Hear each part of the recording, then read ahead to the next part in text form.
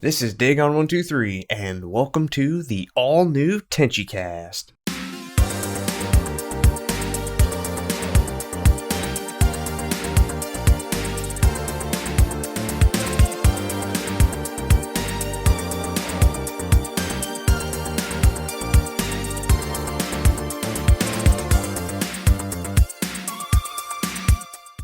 Hello everyone, and welcome to the next exciting episode of Tenchicast, presented by TenchiForum.com and TenchiMuyoWiki.com.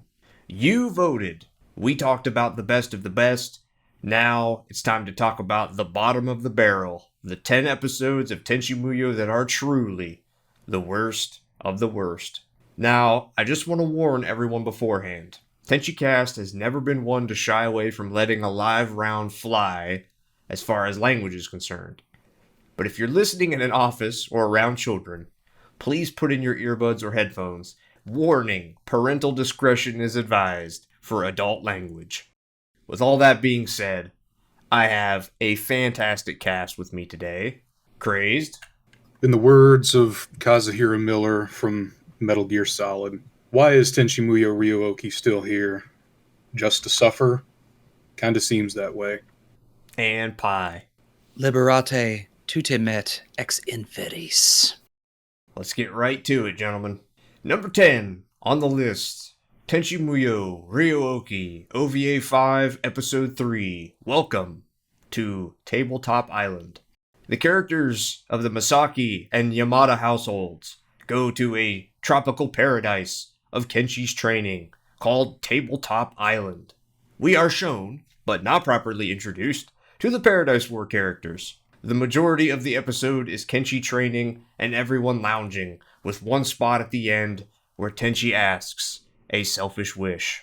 I just want to point out, throughout the entirety of OVA 4 and 5, they don't introduce any characters properly at all. They just assume that you know who these characters are.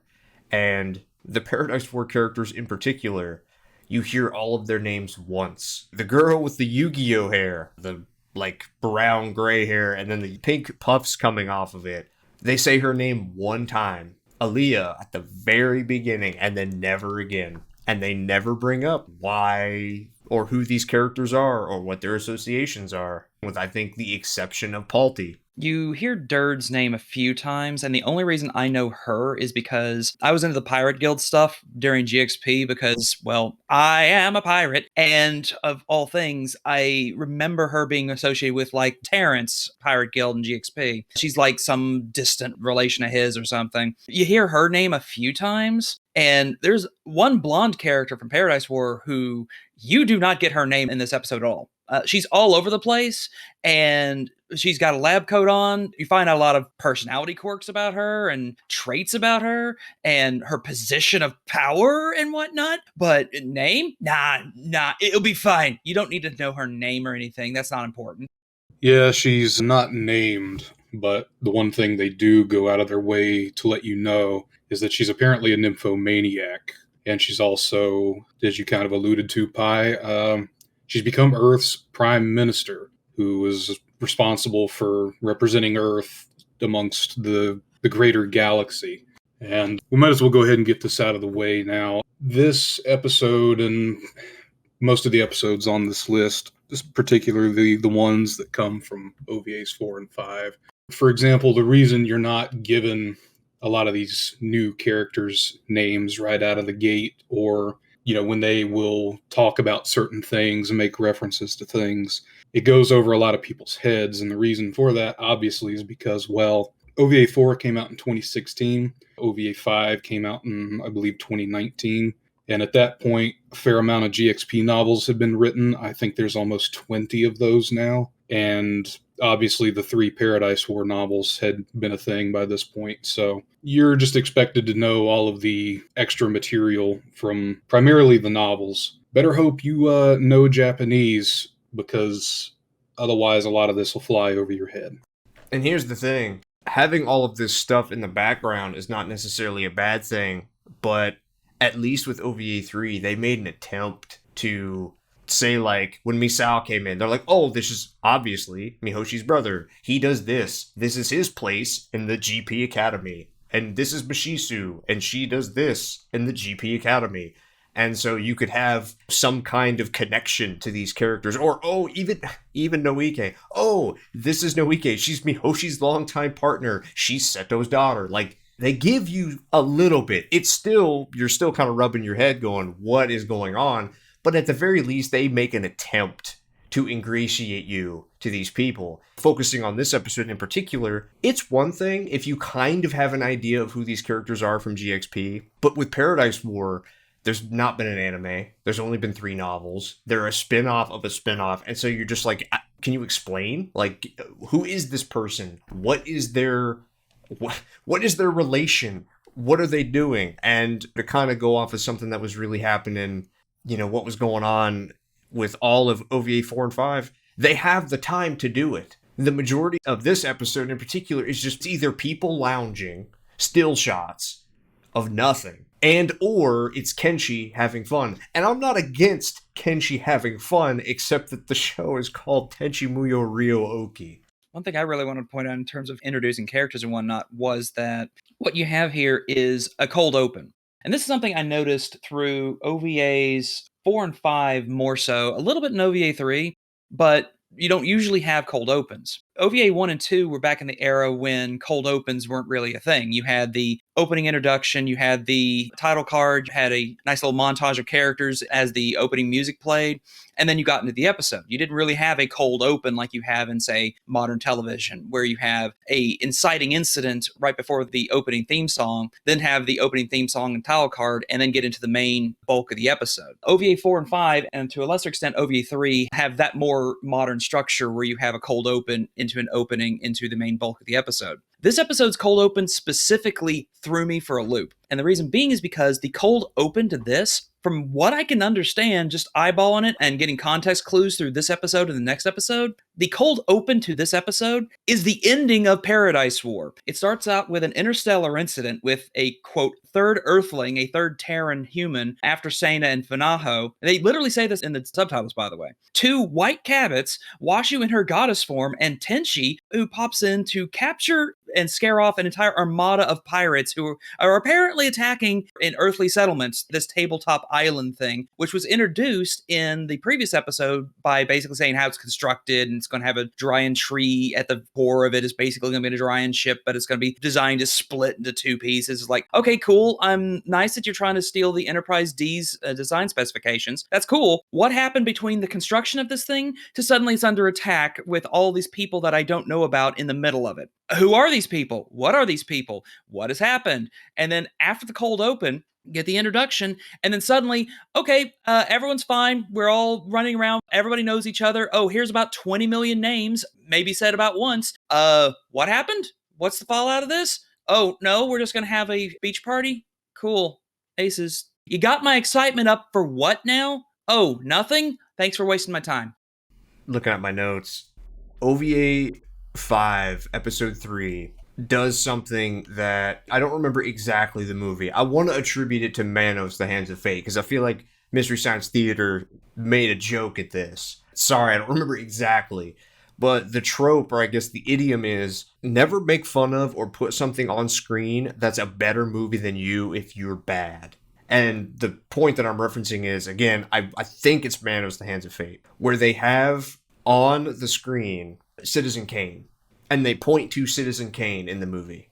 Well, if your movie sucks and you're pointing to one of the greatest movies of all time, all that's going to do is tell the viewer, oh, why am I watching this piece of garbage when I could be watching one of the greatest movies of all time?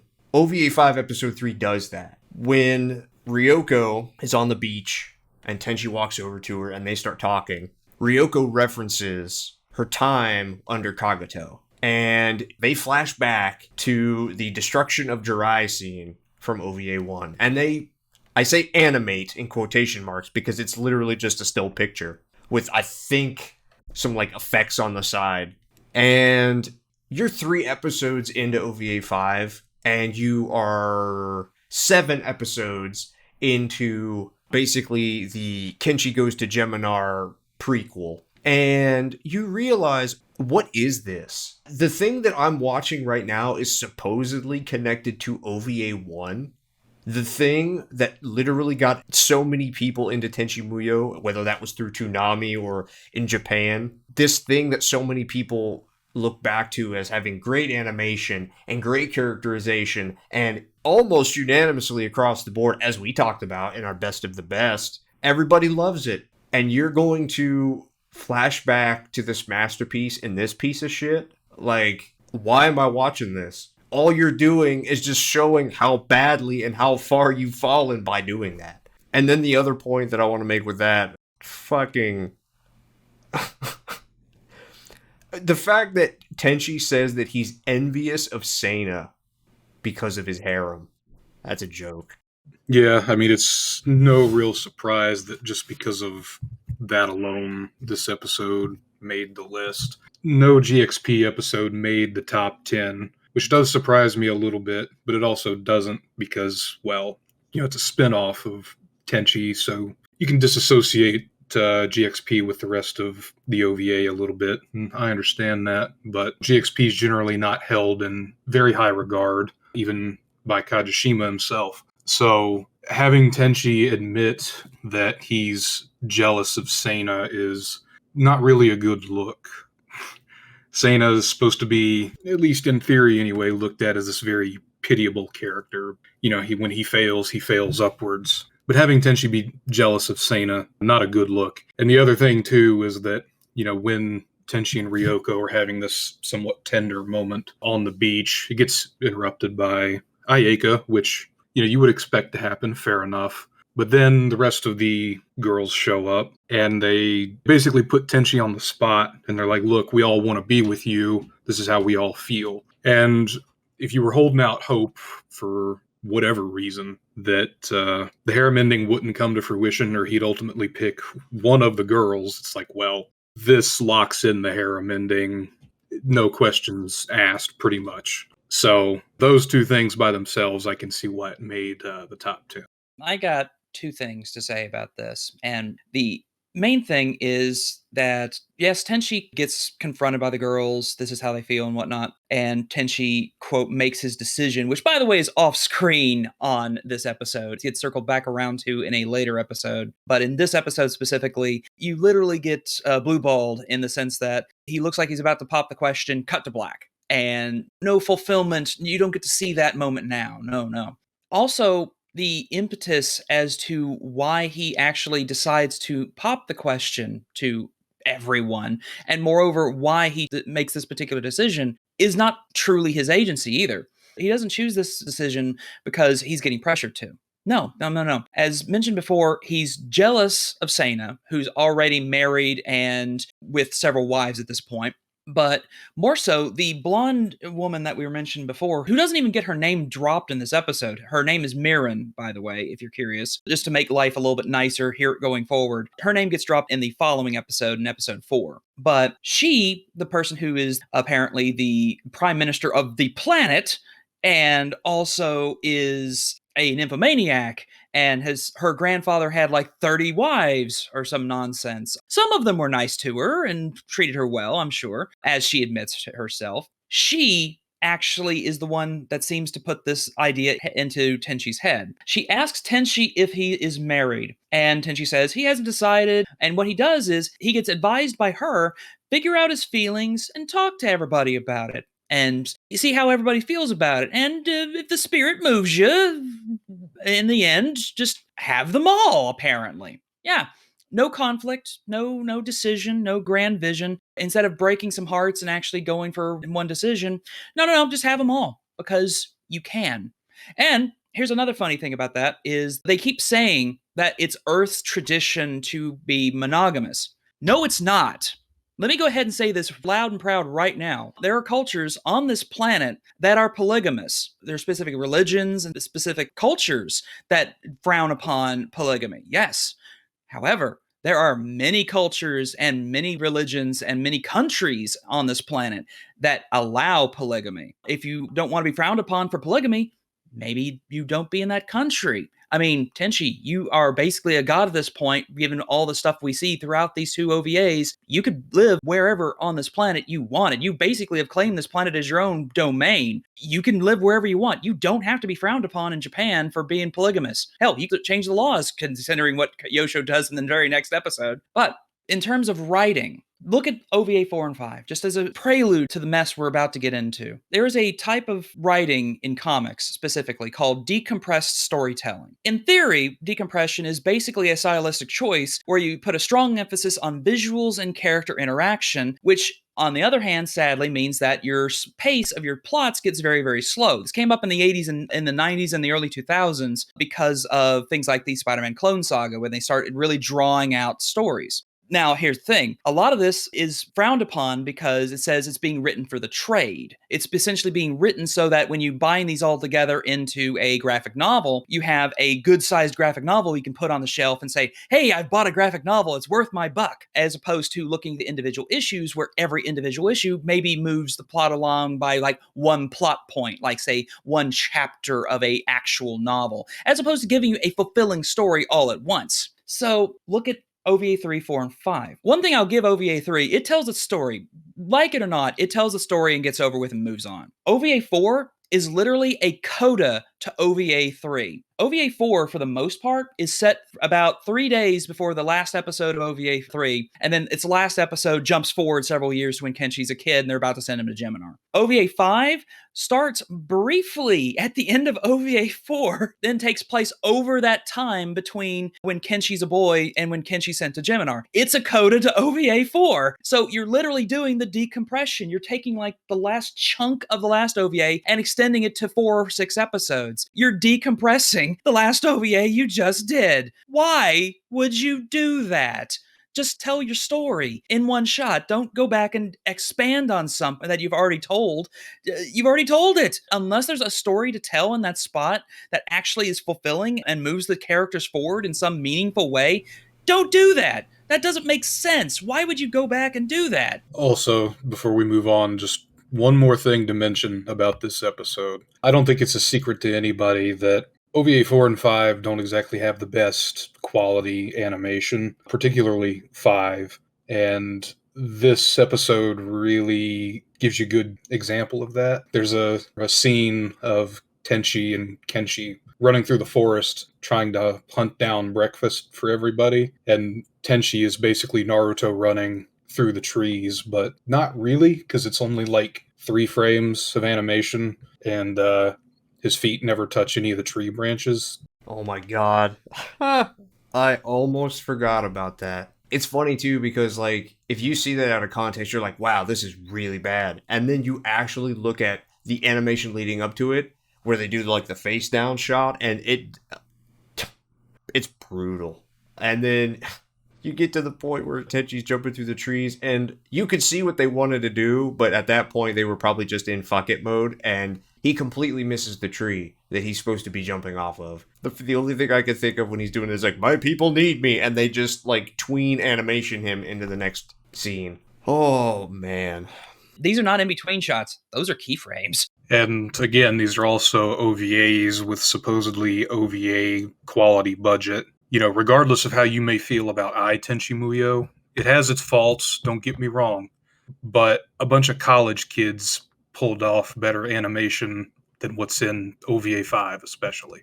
Say what you will about Dragon Ball Super or Sailor Moon Crystal, a lot of them ended up getting animated by like interns on shoestring budgets for an ONA or a TV series that was broadcast on the internet. I mean, I get why they end up having bad in-between art. They, however, did not have the budget that an OVA has. Or should have, at least. Moving on. Number 9 on our list.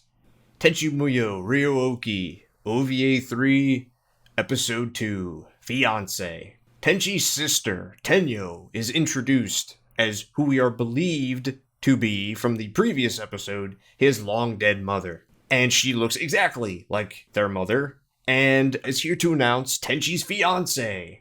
And more GXP characters are introduced, and we are also introduced to Tenchi's fiancé, Noike Kamiki Jirai, Mihoshi's longtime partner. I can't imagine why this episode would be on the top 10 worst with a name like Fiancé in a show where everyone, at this point, especially by the time we got to OVA 3, was fighting over who was going to be the one to get with Tenchi. If there was a checklist of ways to not introduce a characters, ways to not introduce a plot point, this episode checks off every one of those boxes. I mean, first off, at this point, again, nobody knew what Tenchi's mother's name was in the OVA. So you're hit with Kione from Nobuyuki right off the bat, and you're like, wait, who's he talking about? And then Tenyo, who we again find out later is Tenyo, like, gut punches him as he would react, because of course the gag is, of course, that, oh my god, Tenchi's mother is back. Just kidding. Uppercuts him into the thing, and we find out that she's actually his 80-year-old sister, who no one has ever seen before, who no one's ever talked about before, except Nobuyuki, who just conveniently didn't tell Tenchi. And, oh man, yeah. I'm going to tell you a story. Back when I was 23, 24, 25, when OVA 3 was coming out, I was in graduate school. And of course, I watched a lot of Tenchi, all of OVA 1 and 2, all of Universe, a smattering of Tokyo, all 3 movies through the 90s and into the early 2000s as I was in college. When I was in graduate school, I heard there was a new OVA of Tenchi coming out. And there was this thing called a torrent that had just started becoming popular. Kazaa and LimeWire were being used, but this new thing called a torrent was starting to come up. And I was like, you know what? It's not licensed yet. I'm going to go get myself a sneak peek of this show. So I go and torrent the episodes as they're coming out. I remember watching OVA 3 episode 1 on my laptop back in the day and going, okay, the animation's different. They're strangely reusing assets from OVA 1 and 2 rather than just reanimating it like most, quote, remakes would do when they're revisiting and flashing back at things. But okay, cool, whatever. And then they mentioned Tenchi's mother's name was Kione Masaki. And I'm like, okay, that's strange since it's been established in other media that it's Ajika Masaki, but okay, different universe. I can live with this. Moving on. Okay. And then the very end of the episode, they're making a big deal of all through the first episode that Tenchi lost his mother. Tenchi asks his father a very awkward question for a young man, which is, why did mom die? And you see Nobuyuki stutters on the word. He's like, we'll talk about it later. You talk about it later. You have the scene where Nobuyuki talks to his father-in-law, to Katsuhito, to Yosho, his wife's father, and says, we need to eventually talk to Tenchi about this, and the time is coming. We have many things to talk to Tenchi about. Lots of things need to be explained. It's like, yeah, we'll do it soon. We'll do it soon. You have all this building up, and of course, his mother's dead. You know that this is going somewhere. They're finally going to broach Tenchi's mother's death in this series. And as someone who loves Tenchi Muyo in love, Tenchi's mother being killed by Kane and all the things like that. And hell, I remember reading at one point that in Hasegawa's novels, it's mentioned that something happened with Tenchi and his mother with the Lighthawk wings, that she tried to inherit Funaho and it went wrong. There's all sorts of whispers of what happened to Tenchi's mother in the OVA and from different writers. And I'm like, we're finally going to see that. This is finally going to happen. And then we get to the end of the episode and there's a knock at the door and Ryoko goes down. She thinks it's Masaki and they reference back to OVA 2 and it's like, funny. And then she gets creeped out. She Sadako's through a monitor in the top room, which I think is why they actually ended up building that computer, was so that they could actually have a screen up there for her to do the Sadako thing coming out of the television. But anyway, Tenchi eventually goes down the stairs. And there, in soft focus, in shining light, is the vision of his mother. And it fades to white, and he says, Okasan? And I'm like, oh shit, we're doing this. And I had to wait. Until the second episode was released before I could torrent it. I waited. I speculated. The fandom was a buzz of, is that actually his mother? Oh my God, what's going on? Next episode starts, and you see Tenchi collapse. He meets his mother. Why? Where have you been all this time? What happened? And she's trying to explain, well, it's not what you think. It's not what you understand. Then Nobuyuki comes down. I'm like, I'm cracking up, man. I'm cracking up. Because what if that happened to my mom? And I'm like, and I suddenly saw her one day. And just all these feelings, emotions. And then suddenly she punches Nobuyuki, uppercuts him into the lake. And then she turns around and goes, I'm really just your sister Tenyo. And I'm like, wait, what? And I'm going to tell you right now, from that moment forward, I shut down. I will freely admit, my expectations were subverted. Oh my God, were my expectations subverted? Because from that moment forward, I did not give a damn about this anymore. I trudged my way through torrenting the rest of OVA 3 because there were a couple other high points here and there, which we'll mention along the way in not only this episode, but the next one as well. But from this moment forward, everything that I was told and that I believed was true from OVA 1 and OVA 2 and ancillary media was told to be false. And at some point, it starts feeling disingenuous. It starts feeling like gaslighting, that everything you know is wrong, that everything you've believed is totally false. And yeah, I felt this in other shows. And you know what happens when that happens in other shows? The fans tune out and say, I don't care about this anymore. And I'm not going to lie. I remember distinctly reading a friend of mine's blog post in 2006, and he wrote extensively on how this particular OVA broke the fandom right down the middle. People who praised it and loved it, and it was everything that, quote, Japan wanted to actually see. This is the true stuff. And there were people who said, that's not it, dog. We had all this other stuff that we loved. What happened to it? There was a big fight of, all that other stuff is wrong.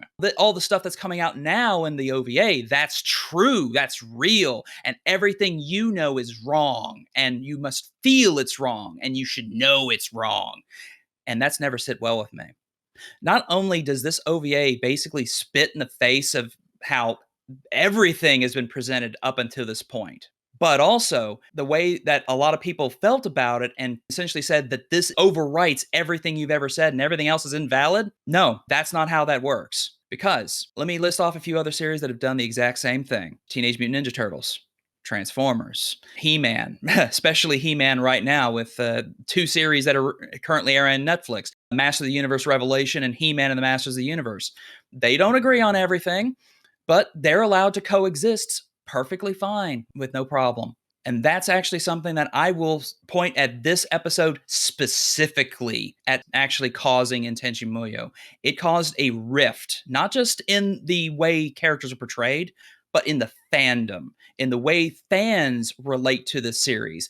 This episode broke a lot of people and broke a lot of friendships. It's no real surprise that this episode makes the top 10, obviously because of the reveal of Tenyo, the way in which it was done, and as Pai mentioned a minute ago, the subversion of expectations. In other continuities, Tenchi's mother's death and her absence was always taken fairly seriously, particularly in universe, and by the time you got to the first In Love movie, it was a big deal for Tenchi to go back in time and actually see his mother when she was still alive in that continuity. And then for that to get played up in the first episode of OVA 3 here, showing that, oh my God, she's actually still alive. And then, well, no, not actually. What you thought was really his mother's actually his 80-year-old sister in the next episode. Yeah, it subverted expectations, but really not in a good way.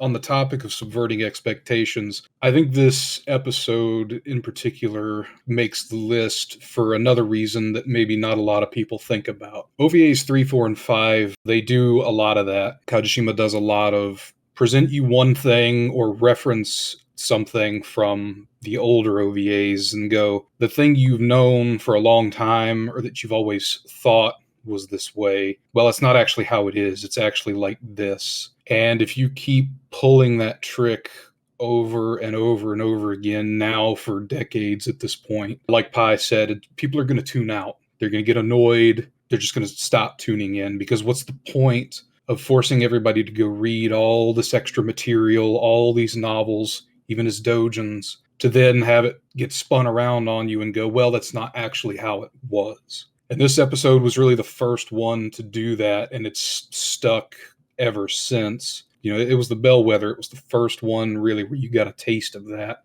and it's really never stopped ever since the early 2000s. Also talking about, lists, I put this on my list as among the top worst for specifically all of the reasons that you guys have said so far.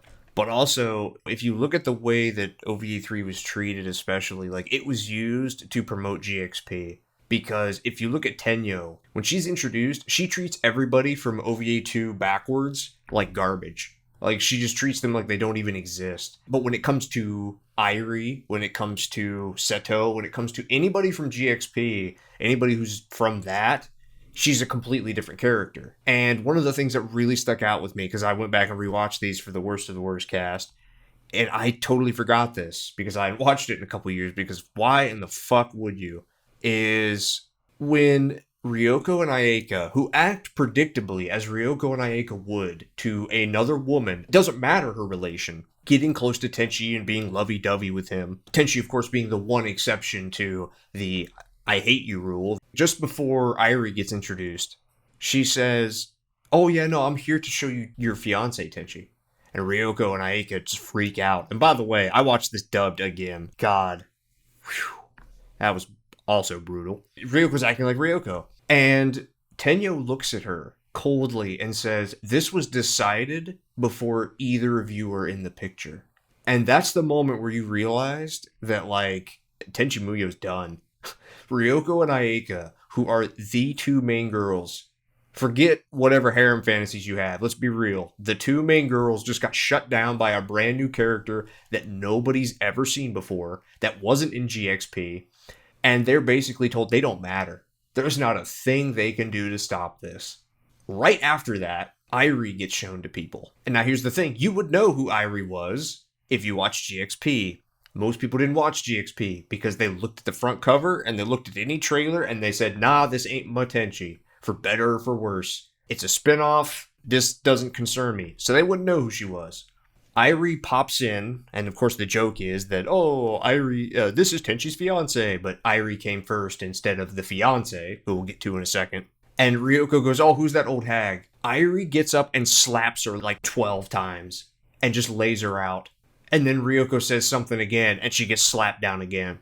I'm reminded of a scene from I, Tenchi Muyo, where Benny and Ryoko, Benny, of course, being the new girl, Ryoko, the classic, the OG, the main event, the showstopper, they show up and they have an arm wrestling contest. And you know what I love about that scene? And I've sung its praises forever. That's how you introduce a new character while respecting the old one. Ryoko looks strong. Benny looks strong. It's DBZ. It's literally how DBZ makes new characters look good against Goku. Because even though you know how powerful Goku is, and you know that Goku's gonna win, they still find a way to make new bad guys feel menacing. They did that with I, Tenchi Muyo with Benny and Ryoko in that contest. Ryoko never looked weak. Benny never looked weak. You respected him. You still felt like Benny had presence.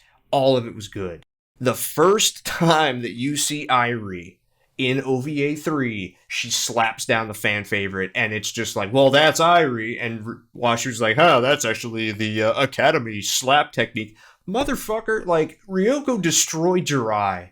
Really? It's stuff like that just shows the expectation was of like, nah, the older characters are literally going to lay down. As Pi said once upon a time, and I'm sure we've said in the OVA 3 cast, like 10 years ago now, she got dwarfed. And this happens consistently throughout OVA 3. But then, having said all of that, we get to Noike, Tenchi's fiance, who again, you would know if you watch GXP. You wouldn't know necessarily right off the bat that it was his fiance, or maybe you would, I don't remember, and I don't care. All that matters is Tenchi Muyo Ryooki.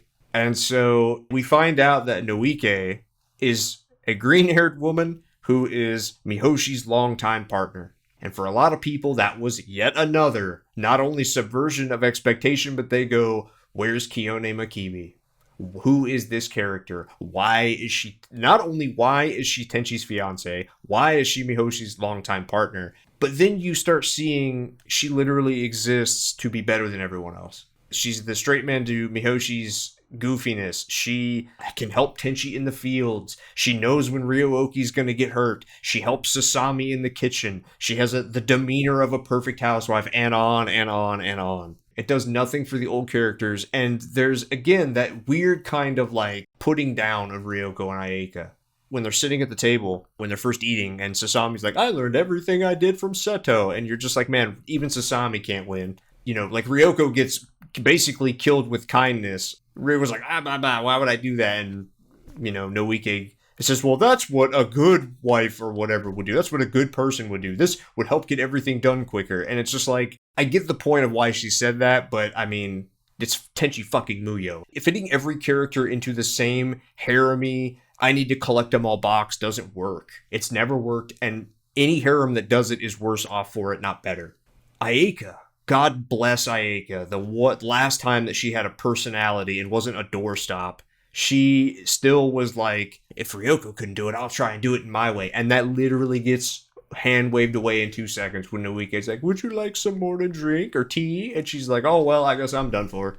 Good God. Also, the first time that they're all sitting down eating together, she's very mean to Mahoshi. And you might say, well, Kione, her partner in the other continuities, could get mean with her too. And it's like, yeah, but usually she'd just get annoyed more than anything.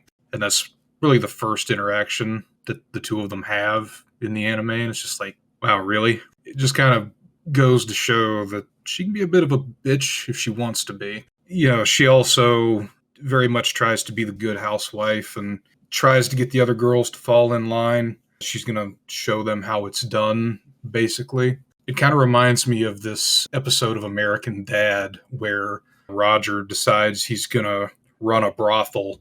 Basically, he dresses up as a madam, and all these hookers walk into the house. The first thing Roger tells them is he's like, all right, all you bitches are going to get on my menstrual cycle, and it starts next Wednesday. And it's just kind of like, well, Noike is kind of sort of doing that. Like, I'm the queen hen around here, and this is the new pecking order, and you better get used to it. So Irik shows up, slaps Ryoko in the face multiple times, lays her out flat. The being who took down Jiraiya's entire space force, took down their defenses, ravaged their planet, caused their prince to have to leave, all that drama from OVA 1. She gets laid out by Yosho's wife from the Science Academy, a philosopher, a teacher, just lays Ryoko, the badass space pirate who wrecked Jiraiya in like 20 hits.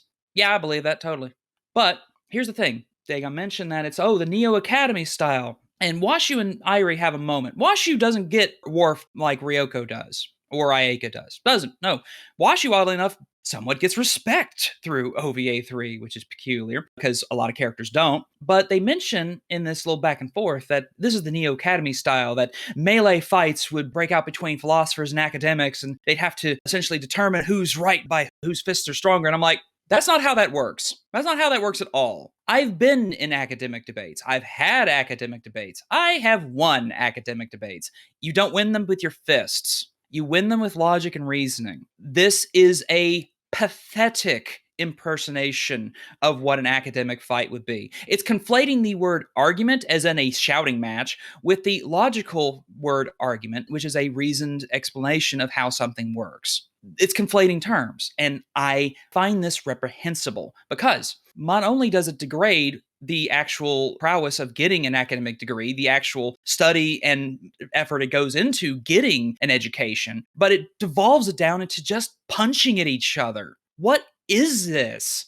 And let's keep going with this particular little train of thought here. This is going to come up again because something that crops up in OVA 5 with training Kenshi, the same thing happens. Some terms end up getting conflated, and I have words to say about that, but let's stick with this. So Irie has this melee fighting style and whatnot. Okay. She's also revealed to be Katsuhito's official wife, except JK not really, as OVA 5 tells us later, but she's Yosho's wife. Rewind back to OVA 2. Last episode of OVA 2, 6th episode of OVA 2, Azusa walks up to his son. The Emperor of Jiraiya walks up to his wayward prince, his prodigal son, and says, I'm not going to speak with him because he married that Earthling. Okay, is Irie from Earth? No, she's not. Okay, then who was the Earthling that Yosho married?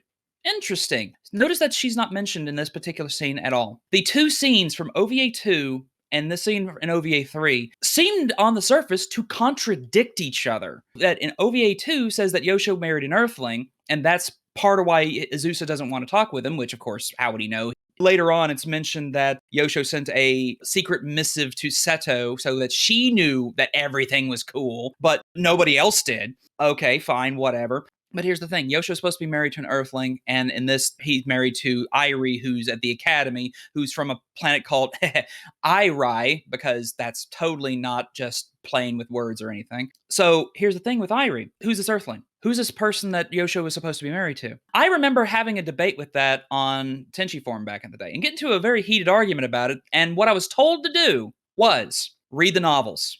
The novels explain everything. Okay. Here's a problem. At the time, those novels were not translated into English.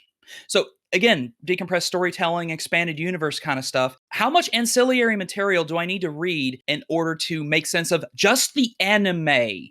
That's the thing. There's a logical contradiction if you have just the anime. The novel, as it turns out, does explain who this Earthling is. So some woman named Kasumi, who gets mentioned, I think, briefly in OVA 4. But here's the thing. If you don't know who that is, this makes no sense. And again, if it makes no sense, why am I watching it? And moreover, if it beats up on the characters I actually do care about, why do I want to take the effort to go and find out about these characters I don't care about? Then, Irie also, later on, turns out she has some trigger words. If you call her grandmother, she pretends to beat you into a bloody pulp. She gets very angry. This is something that's established in GXP. If you call her an old hag, or essentially anything referring to her age. Okay, so Tenchi astutely asks, well, what should I call you? And she says, well, call me Miss Irie or something. For some reason, OVA 3 decides to put in the subtitles the honorifics. So he says Irie-sama, so Lady Irie. She then proceeds to attempt to seduce Tenchi, and just in the nick of time, just before she is basically about to French kiss him, in front of her husband, by the way, Irie stops herself, just like, no, that was too close. Just Irie-san will be fine. And like, how unstable do you have to be? And that's another thing that I find with a lot of characters that are introduced from this point forward. A lot of them are lunatics. They are basically the most extreme personalities. You have nobody with any kind of temperance in any of this. And then, let's talk about Noike a minute. So, Noike, what do we know about her? Green hair, Galaxy police officer. Okay, it doesn't stop there. She was in the Galaxy Army, it turns out. She was a nurse. She is Seto's adopted daughter. She has a secret third-generation Jiraiyan tree ship that has the power of a second-generation Jiraiyan tree ship. So she has all of this litany of things that are attributed to her and no one else. And most characters usually have one thing they're good at. So Ryoko attacked Jirai. She's a space pirate. Ayaka's the crown princess of Jirai. She has all these legal ties and the bureaucracy and the politic, and she has the responsibility of carrying the family forward. Sasami is connected to Tsunami. She's connected to the Jirai's creator god. You have Washu, who's a genius scientist, and turns out she's connected to a god and all this. Most people usually have their one niche. However, Noike covers every niche. She's GP. She's Galaxy Army. She's a nurse. She's a daughter of one of the royal houses. She's got her own special tree ship that's more special than the other tree ships. You have all these different aspects, and there's only one word that comes to mind when I hear something like this. And I'm going to say it. Mary Sue. There is a term in fanfiction called Mary Sue, and I've dabbled in my fair bit of fanfiction as well. It dates back to the old Star Trek days in the early 70s when they started writing fanfictions, and one of the fanfictions that was written at the time had a character by the name of Mary Sue who everybody loved, who did everything right, who Kirk falls in love with, that Spock falls in love with, and had to fight over her. A character that's usually an idealized self-insert of themselves. Noike fits all of the same boxes as the character Mary Sue from 1973. You brought up the thing about Irie, and it wasn't until you brought this up that I actually kind of laughed at it. I see why they did what they did with Irie by saying, oh, she's an academic, and in order to get through to those academics, sometimes you have to use brute force, because otherwise they'll just talk. That's how we settle discussions. You know what the hilarious irony of that is? There's literally no actual conflict in the Masaki house that's anything like that. Somebody like Irie you think would be used to that, and you would think that somebody like Ryoko and her, that they would want to settle it out in the dirt, outside. Let's take this outside if you want to do something about it. That never happens. Despite the fact that Irie just says, oh, I'm used to that. That's how we do things. And I'm just like, apparently not, because that never happens.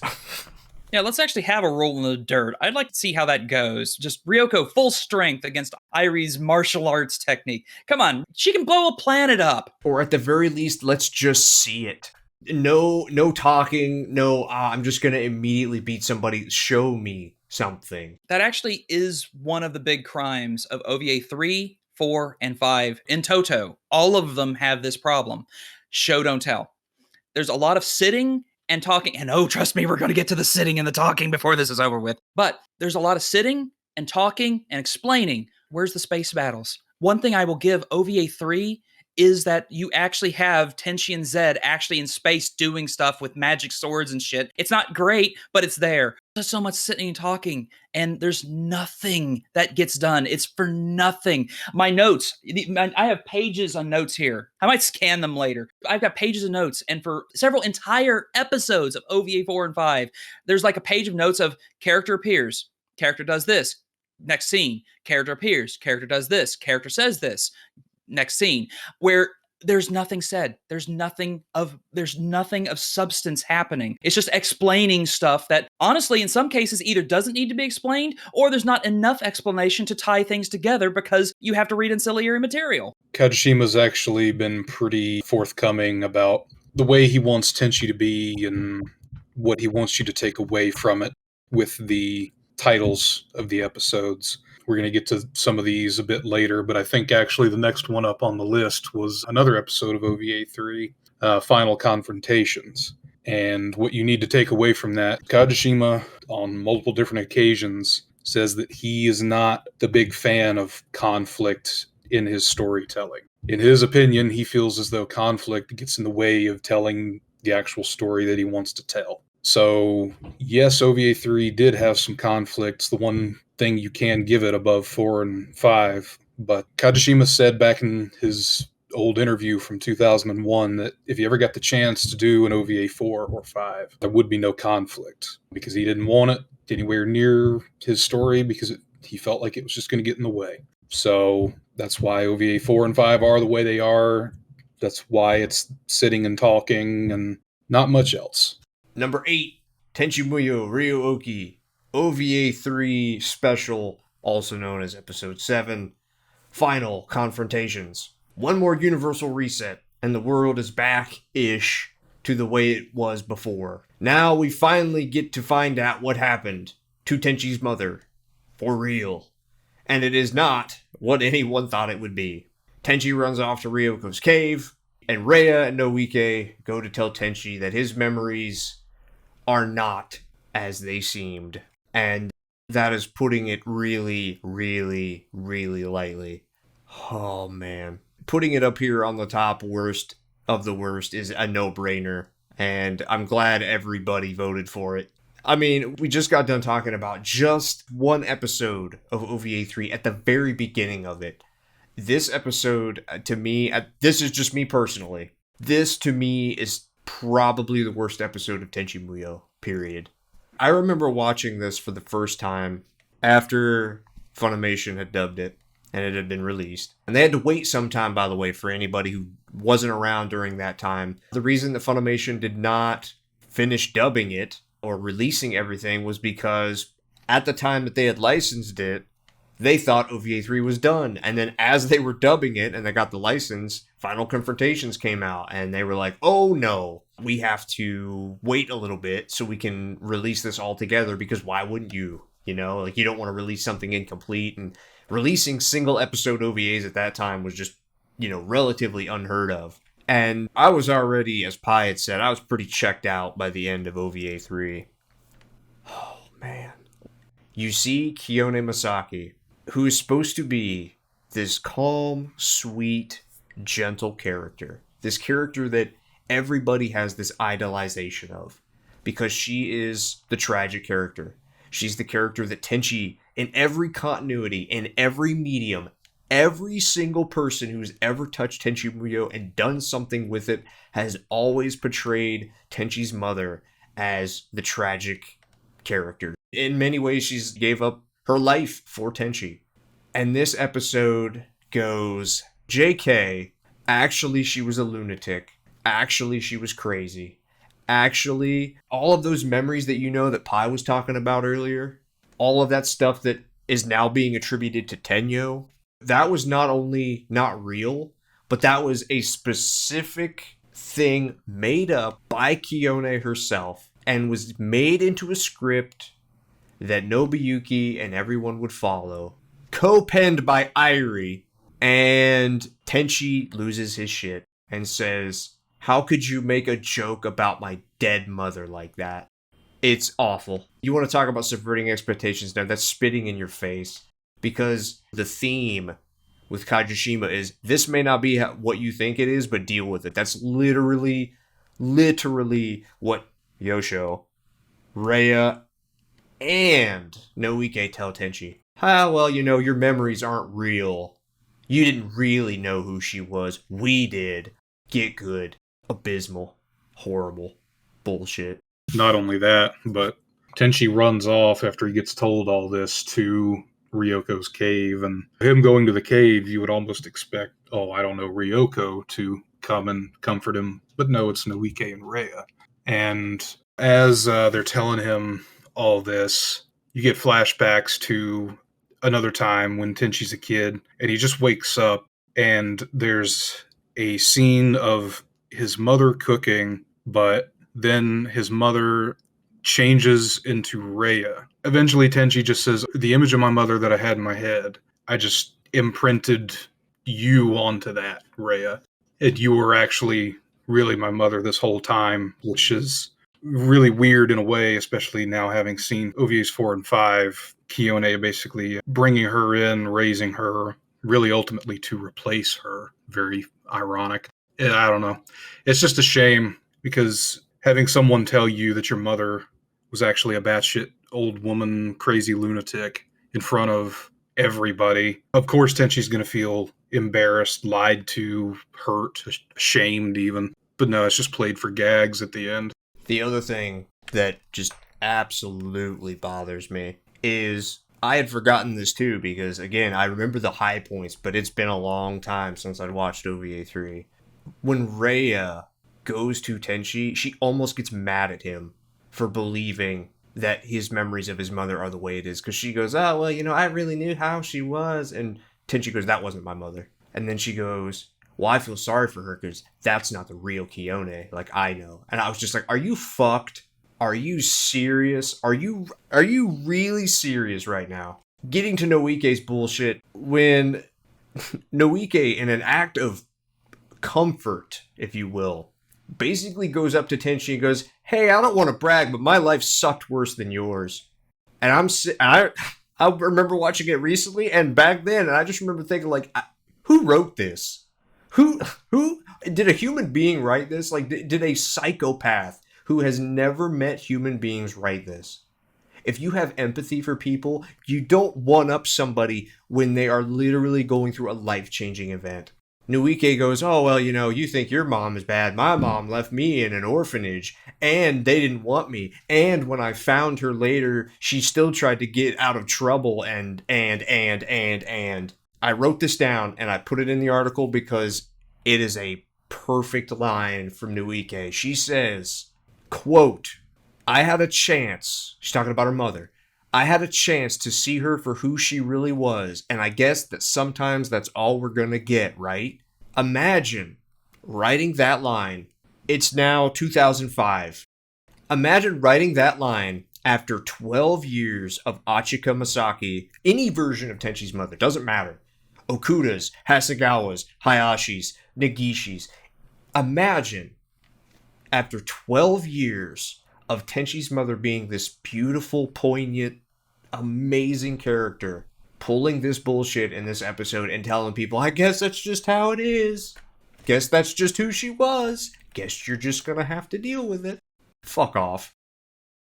Fuck off. So I mentioned in talking about the last episode that I had torrented OVA 3.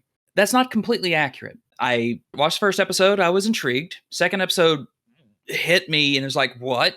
And I was thinking about it like getting punched in the face. You're loopy for a minute. It's like, what, did that just happen? And then I watched episode 3, introduced Noike, really went into her character. And it's like, okay, this character, whatever. And I'm just coasting. In the next episode, they introduced Seto, and then you see the GP start doing their shenanigans and building up to fighting Jirai, and they send the Chobi Maru, and it's like, okay, we're building up to something here. Zed's still in the background. Okay, hey, Zed, you're going to do anything? Okay, fine, whatever. But we're building up to something. Ryoka gets punched in the face. Action's starting to build up. She's got her gem going. It's about to go down. So I get hype. in episode 5 starts off with the battle is basically underway and everything's basically done. Most of the fighting is off camera. Much like the ending of OVA 1 and a lot of OVA 2, the fighting is done off camera. And it's like, okay, where's my climactic space? We're not having that? Okay. You get to see Sasami fight, which is cool, I guess. But Ryoko Ayaka, again, the main attraction. You don't get it. Where's my Batman versus Joker? Where's this at? Well, then everything kind of peters off and all this conflict gets resolved with Mashisu and Misao. And it's like, I don't know these characters. I don't care about these characters. Moving on. Then we get to the end of episode 5. And then Zed shows up, blows half the earth up, and it's like, okay, cool, we got some Vegeta action. We're finally going to get the main attraction, Zed and Tenchi. Finally, after OVA 2 teased it for so long, we're finally going to get it. Then episode 6 happens, and you get whatever that was, and at least it ended with a resolution. I thought it was over. And I heard back in the day that there was a 7th episode, but at this point, it's like I'm not invested anymore. I've seen what I need to see. I can move on. Well, fast forward a few years to Christmas, and one of my friends says, hey, you're going to get me a Christmas gift. We know you like Tenchi, and they got me the Funimation release of OVA 3, and I'm like, oh, okay. Well, I was the good friend, and I watched through all of it. So episodes 1 to 6 again, and I finally got to see this episode here. This episode is why I never came back to the OVA, because all of this talk of essentially establishing what Tenyo's mother, Kione Masaki, this woman is like. Yeah, after this, I didn't want to come back. I did not. She's 248 years old. She's very old mentally, but she never showed her age. She liked to wear sailor suits. She was basically senile. She penned this ridiculous script with Irie. As we find out in OVA 4 and 5, there's a lot more skeletons in her closet than just that. But here's the thing. I mentioned the term gaslighting before, in reference to essentially all the things you know from OVA 1 and 2 are wrong, and that caused a schism in the fandom. This did too, for a very similar reason. Again, as has been explained, there have been other versions of Tenchi's mother before, and they've almost unanimously put her as some tragic figure. She died when he was young. He never got to know her. She was a beautiful person. You see her in her youth, and so forth. Okay. And yes, I accept that those are alternate versions. Those are parallel universes. Those are other artists' interpretations of the same character. And yes, you can have someone come in and do a new interpretation of a character. Here's an example. In Marvel Comics not that long ago, they did a storyline where secretly Captain America, Steve Rogers himself, was secretly a Hydra agent. He was a Nazi. There was a plot behind it. There was a reason. The reason was the Red Skull had used his cosmic cube to rewrite history and blah, blah, blah. And he went back in time. And there was an explanation. And here in OVA 3, you have an explanation. However, you know what the immediate response to Secret Empire was when the fandom saw Steve Rogers walk up to camera and say, "Hail Hydra"? Everyone revolted. Every fan of Captain America spun to Marvel and basically said, no, this is not Steve Rogers. That's what Tenchi fandom, in a good chunk of it at least, not all of it, but a lot of people turned to AIC and Funimation and said, no, this is not who Tenchi's mother is. When you have a beloved character who has been shown as a particular way for so many years, that's what you expect them to be. And when you start messing with things like that, things that have been established by other creators, the fans start seeing that and they will talk to you about it and they will tell you, especially when they do this. And here's the thing. You'd say that Kione Masaki is a different character. And okay, I'll grant you that. She is not Achika Masaki. All right, I'll give you that. Go back to OVA 1. OVA 1, Episode 5, and Episode 3. Episode 3 of OVA 1, Katsuhito Yosho says, Tenchi is a serious type just like his mother. Okay, where's that here? That is a logical problem, because what was said before no longer follows. Unless Yosho was lying. Was Yosho lying? If Yosho's lying, then why should I care about anything Yosho ever says? Okay, Episode 5. Very often you'd have Tenchi going up visiting Ryoko's cave. And Ryoko has seen her by using her astral form to project outside. She would see Tenchi's mother bring him to the cave. Now here's the thing. Someone's going to argue. Oh, that wasn't Tenchi's mother. That was Tenyo.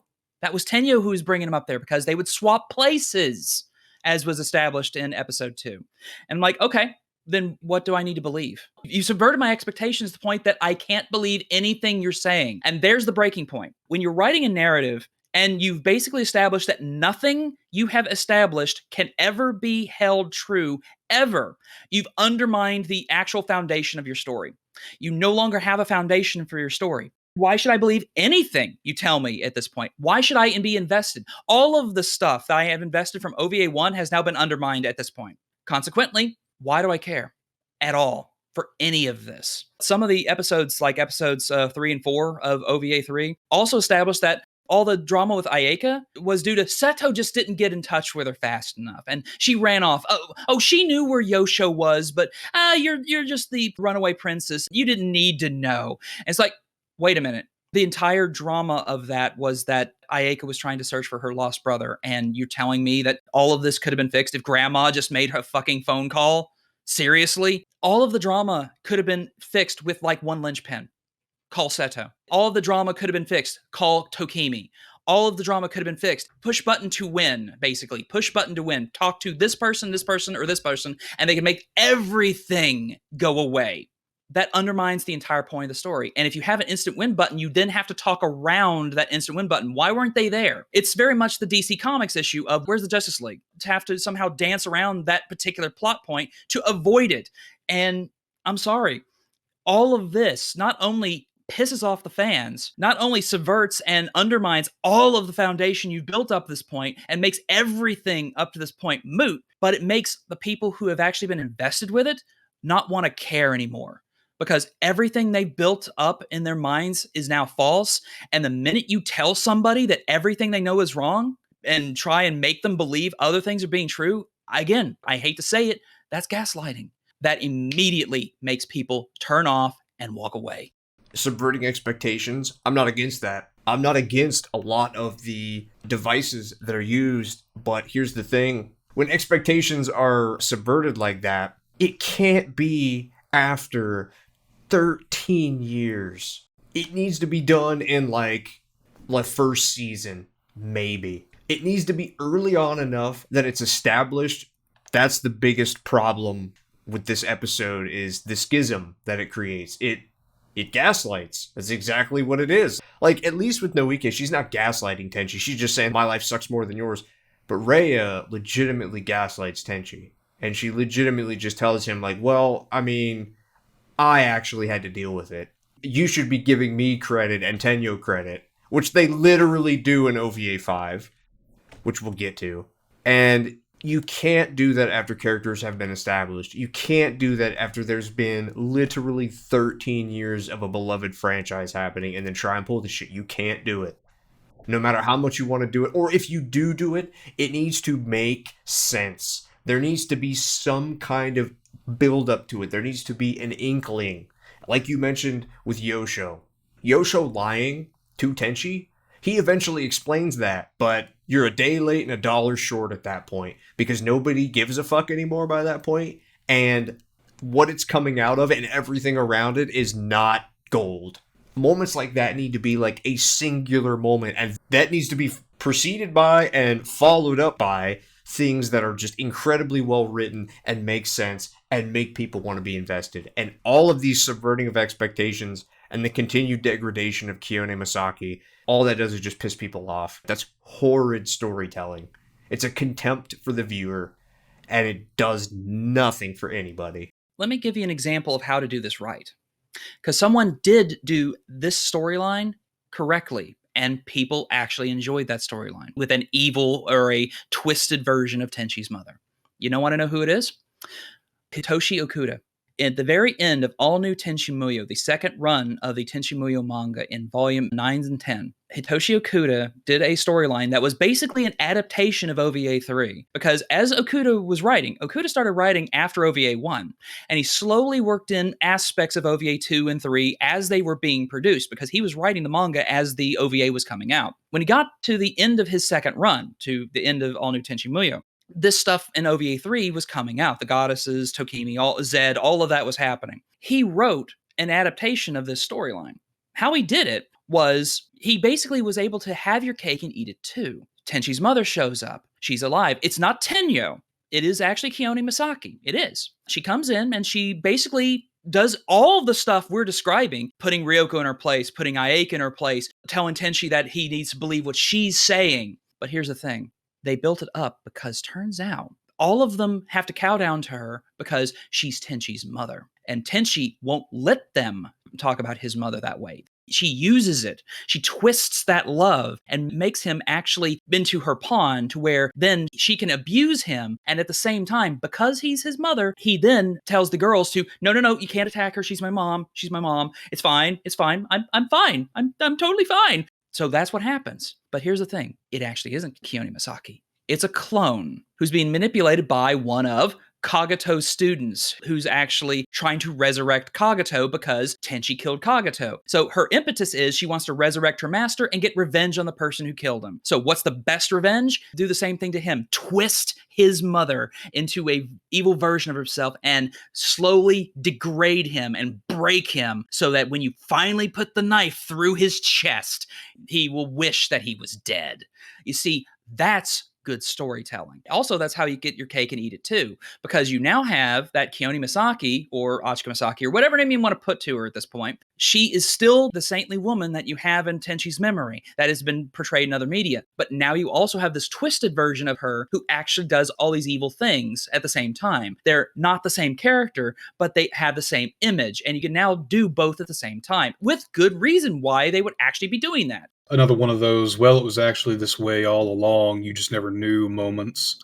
It has now become so prolific in the OVA. What you didn't know about Kagato all along was that actually he was a hermaphrodite because, well, we go on later to find out it's because of Naja and all the stuff from the novels and whatnot. Part of the reason he did what he did was because he just hated women. They sort of imply that that may or may not be Washu's fault because of what she might have done to him.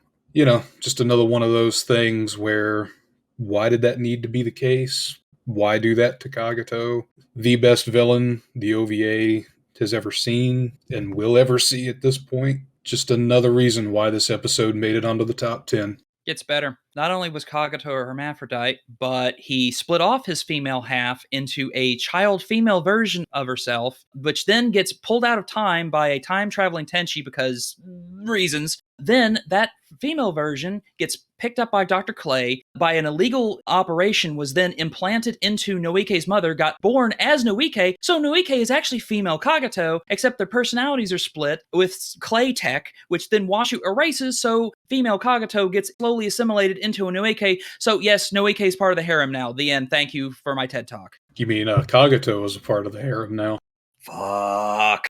Oh boy. Tied for 6 and 7, Tenchi Muyo Ryo-Oki OVA 5 Episode 6, The Max Level, ? Hero Departs, and Tenchi Muyo Ryo-Oki OVA 4 Episode 3, Oath and Wish. And just to get them in order, we're going to start with OVA 5 Episode 6, The Max Level Hero Departs. Kenshi's training is still going on, 6 episodes in, and in the midst of his training, we find out that Ryoko is pregnant and has a baby. And then Ayeka is pregnant and has a baby. And then, despite the fact that Ryoko and Ayeka's babies are an afterthought to Kenshi's training, they do, however, decide to throw a party for Ryo-Oki when she gets pregnant. And then we send Kenshi off to Geminar. I'm just going to repeat that for everybody in the event that you didn't hear me right or you might not have understood what I just said. Ryoko, the main character, the showstopper, the main event, and Ayeka, her rival, the love triangle, the two girls that have been in line, the shipping wars, the everything, the people that the fans love, their children are an afterthought to Kenshi's training, but the mascot, Pioneer's mascot, Ryo-Oki, gets a party after Tenchi has sex with her. After Tenchi has sex with Ryo-Oki. Tenchi fucks the cat. There, I said it. You've heard of jumping the shark. This is fucking the cat. To reference the Eric Andre show. Ha ha ha, this sucks, man. Oh, Jesus. I mean... Speaking of memes, I made one after I saw this episode. It's from the Thanos meme from Infinity War. Did you get to see Tenchi babies? Yes. But what did it cost? Everything. In the end, what we've known since the first If Dojin came out in 2013 has come to pass. Tenchi has kids. In OVA 5, you see Ryoko's kid, Ayeka's kid. You don't see Ryo-Oki's litter that she's going to have with Tenchi, but they do throw her a baby shower. It is just so funny that this is treated without any fanfare at all, because it's like, all right, if the harem ending is what it is and that's going to be what you get, you would think at the very least you'd get that payoff with the kids and have it just be a little bit more substantial than what it is. But no, during the training montage, Kenshi's training montage, where he's getting trained and prepared by all the various relatives and whatnot, you just see at different points Ryoko is pregnant, cut to more training, then she gives birth, cut to more training, Ayeka's pregnant, cut to more training, she gives birth, and it's just like, really, that's it? Saw someone on Twitter when they were going through OVA 5, I forget their Twitter handle, but they'd gotten done watching this episode, and all they had to say about this episode was, speaking of Ryoko here, they said, "My girl won in the end," and then in parentheses, kind of. And that was pretty much it. You know, this is how Tenchi Muyo Ryo-Oki ends, not with a bang, but with a whimper. The show is called Tenchi Muyo Ryo-Oki. It's named after Tenchi Masaki. You would think you're 6 episodes in, and there has been nothing about these main characters, with the exception of the harem ending, a wedding which is basically hand waved away, which, I mean, we'll get to that too, because that episode's in here. Just the fact that Ryoko and Ayeka got nothing. Fucking Ryoko didn't eat. There wasn't this sweet moment. There wasn't this like, oh my god, oh Ryoko, are you a child? Like, there was none of that. There was nothing for them. It's an afterthought. We got to get Kenshi to Geminar. That's the most important thing. Everything else is secondary to getting Kenshi to Geminar. And speaking of that, this is where we send Kenshi to Geminar.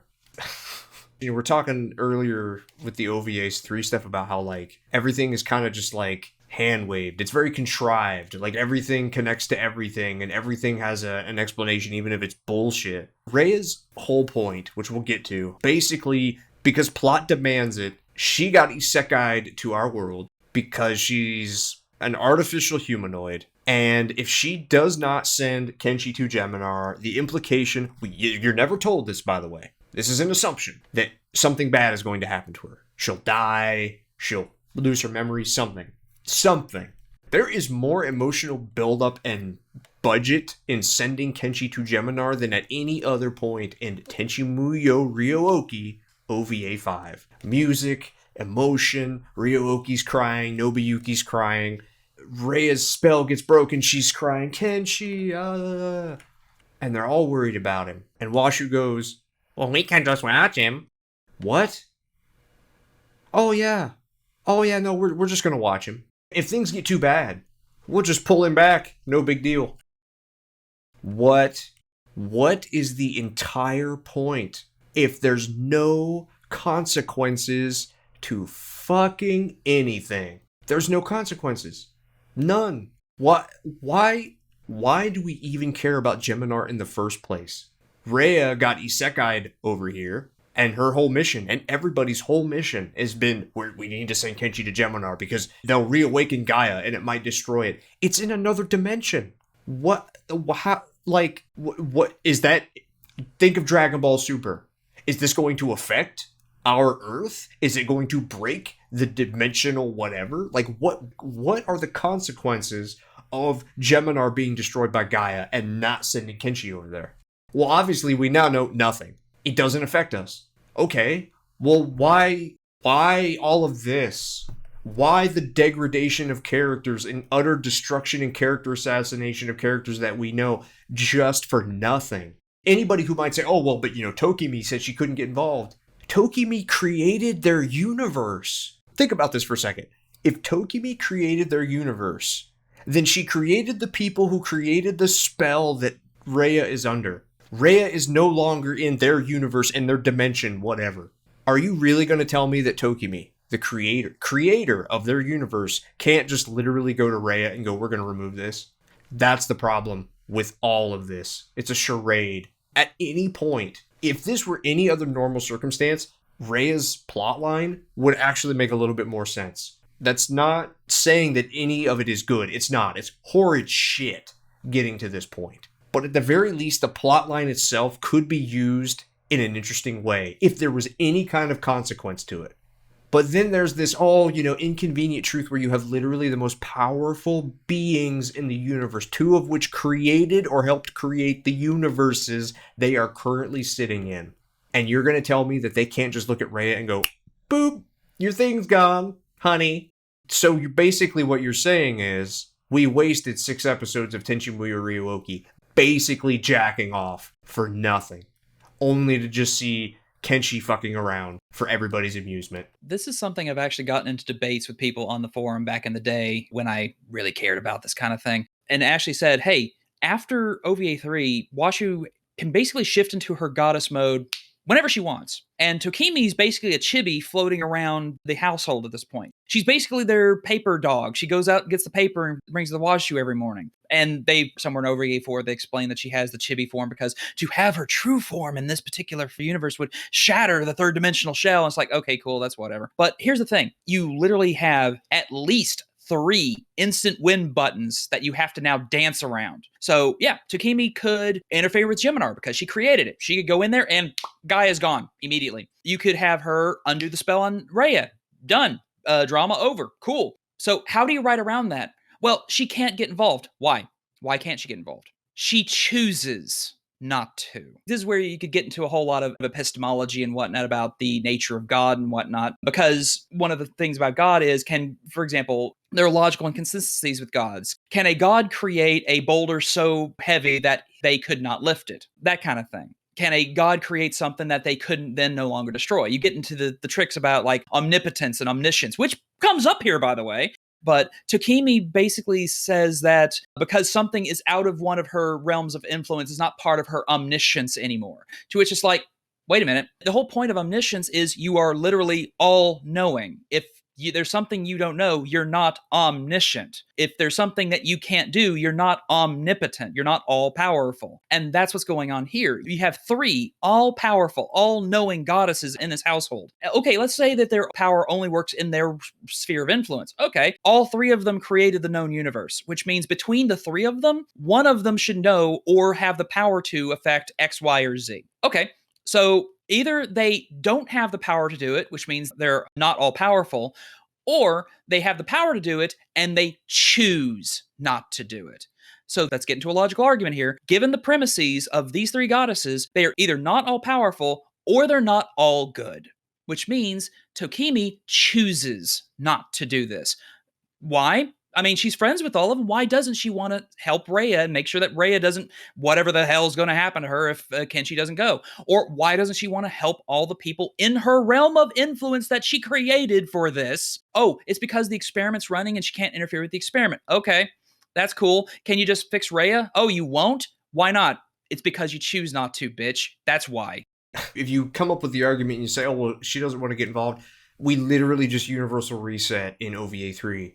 If there's no consequence to Gaia rampaging on Geminar, just universal reset Geminar. That's the thing. None of these plot points that are supposed to affect Geminar, there's no weight to them. Like, why? Rhea's gonna die? Word. We literally pulled Tenchi out of space and time. Let's see this to its logical endpoint. Let's take road B and not road A. Let's say that they don't send Kenshi back in 5 OVAs, 3 of which Rhea has been a thing, and God knows whatever else novels that nobody's read. Does anybody believe, honestly, that they're going to kill off Rhea? Who else have they killed off in the OVA at this point? Nobody, because there's no conflict. Anybody who gets added to the OVA stays there. The only people who die... I mean, fuck, this... Like, the space pirates. We don't even kill all the space pirates, which that's a whole nother other thing that happened in an episode that didn't make it into the top 10 but got pretty close, is that Tenchi and Seina and Sho from the Paradise War novels, Tenchi can literally destroy 1,000 spaceships in an instant. Hell, he doesn't even destroy them in many cases. He wraps them up in his Lighthawk wings, slaps a sticker on them, and teleports them to Mahoshi for processing. He literally just is doing the GP's job. Slaps a postage label on them, to be precise. Mails them instant transmission style. Yeah, he does. Again, nobody dies. There's no death. Going back to believability, do we really believe if all of this happened that they would let Rhea die? There are 3 characters that have died in the OVA. Would you like to know them? Kione Masaki, Kagato, and Zed. That's it. Clay's even still alive. The funny thing is that the only person of those who's actually dead is Kione, because Kagato gets, like, reincarnated birthed into Noike, and Zed gets reincarnated birthed into someplace else during OVA 3. So yeah. Imagine if everybody in the show was Goku. Like, nobody dies. And it's like, okay, well, if there's... What did we sit here for 5 episodes doing then? What have we been sitting here for 10 episodes doing then? You know, we've seen Tenchi, various different versions of him throughout multiple continuities. We've seen him in several different art styles at this point. But honestly, this episode of OVA 5 might just have one of my favorite versions of Tenchi in it. I like to call him Brock Tenchi. Oh my god, yeah. Brock Tenchi! You know, if you've seen this episode, you'll probably know what I'm talking about, because it's some not so great animation key art they just kind of linger on for too long as he and Kenshi start their training together. Good old Brock Tenchi. OVA 5's entire point is to train Kenshi to go to Geminar. We see everybody he trains with. He trains with basically everyone in the known universe who has any connection to the Masaki family, experts in their fields, all this nonsense. That's cool, whatever. This episode has a, quote, duel between Tenchi and Kenshi, where Tenchi's going all out. He's doing all his shenanigans and whatnot. Here's the thing. We've slowly, meticulously watched Kenshi get stronger, mostly in this episode, but all the way through watching Kenshi get trained, which we'll get to what training means here in a minute. Tenchi, on the other hand, can basically snap his fingers and waylay space pirates in an instant. When did he get the training to do any of this? The show is called Tenchi Muyo because I think the story goes that Toromura said that, much like Thomas the Tank Engine, we need to have the title character's name in the title so we can really, pop and merchandising and really get the name out there. This house is called Tenchi Muyo, right? So where's the evolution, the boy who goes on a journey and he must become a man? Where did that happen? He suddenly, after OVA 3, episode 6, after he has that big epiphany of whatever the hell happened there, the next episode, in episode 7, he now can use his Lighthawk wings whenever he wants, and every episode after that, he can basically wave his hand and stuff's done. So where's the training for Tenchi, the title character that we're here to talk about and actually watch? Where's his training? Oh, wait, no. All is in the service of getting Kenshi to Geminar. Don't ask questions, just consume product. Oh, the other half of the tied 6 and 7. Tenchi Muyo, Ryooki, OVA 4, Episode 3, Oath and Wish. The big day for Rhea and Nobuyuki is finally here. The big thing is Rhea being inducted into the Masaki Village Council. And yes, as you have found out now in OVA 4, that the place that they live in is not just some Shinto shrine deep in rural Japan. It is in fact called Masaki Village. Where did they name it? OVA 4. Aside from that, the big thing about this episode is we find out who Rhea is. Speaking about what we were just talking about before. Her life, how Kione met her, how she isekai'd here, and the majority of this takes place in the form of exposition between Seto, Azusa, and Washu, and some pictures. I just want to point out for everybody who's listening, in this episode in particular, there is 42. I may be off 1 or 2, but I'm pretty sure there are 42 unique characters on screen throughout the episode.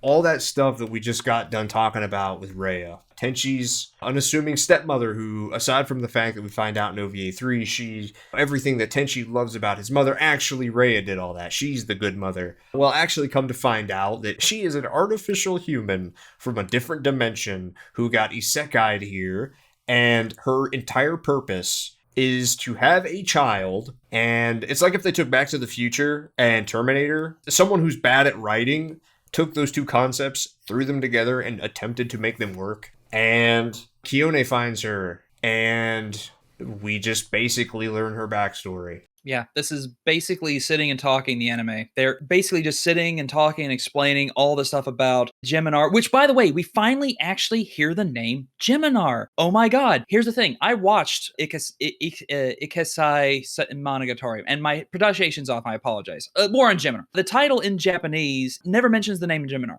And as I recall, the actual show itself never uses the term Geminar either. The only time we have actually heard the names Geminar are in OVA 4 and 5. And specifically, this episode establishes the name Geminar for that world. And okay, cool. Now we have the actual name of this thing. I can live with that. Yay. I'm still wondering, why do we have to have Rhea get pregnant, have a kid, and send him back? I know that there's apparently some nonsense here about children between artificial humans and Earth humans are somehow stronger for reasons. Like in Dragon Ball, you have Gohan is Goku and Chi-Chi's son, and because of the mixing of the blood, Gohan is somehow stronger than a normal Saiyan, and blah, da, da, da, da. It's like, okay, cool. We have no proof of that. We have no evidence of that. We are not shown this. You got any deets on that, Rhea? You're a child. How do you even know most of this? I'm assuming it's programmed into you, like the fact that you have to send someone back in your place because of reasons, which is revealed, oddly enough, in the next episode of this. We also find out that Geminar is Tokimi's domain. She created it. She literally made everything and set everything in motion, very much a universe in a bottle kind of experiment to see if they could create another Tenchi or Zed is basically what she's doing here. Although, wait a minute. Wasn't the original plan Washu reverted herself back to a human form to relearn everything to try and see if there was something that she might have missed in her omniscience, which, again, contradicts the term omniscience outright. Tsunami created Jirai basically as a eugenics program to try and breed the perfect being that way. Okay, fine, cool, whatever.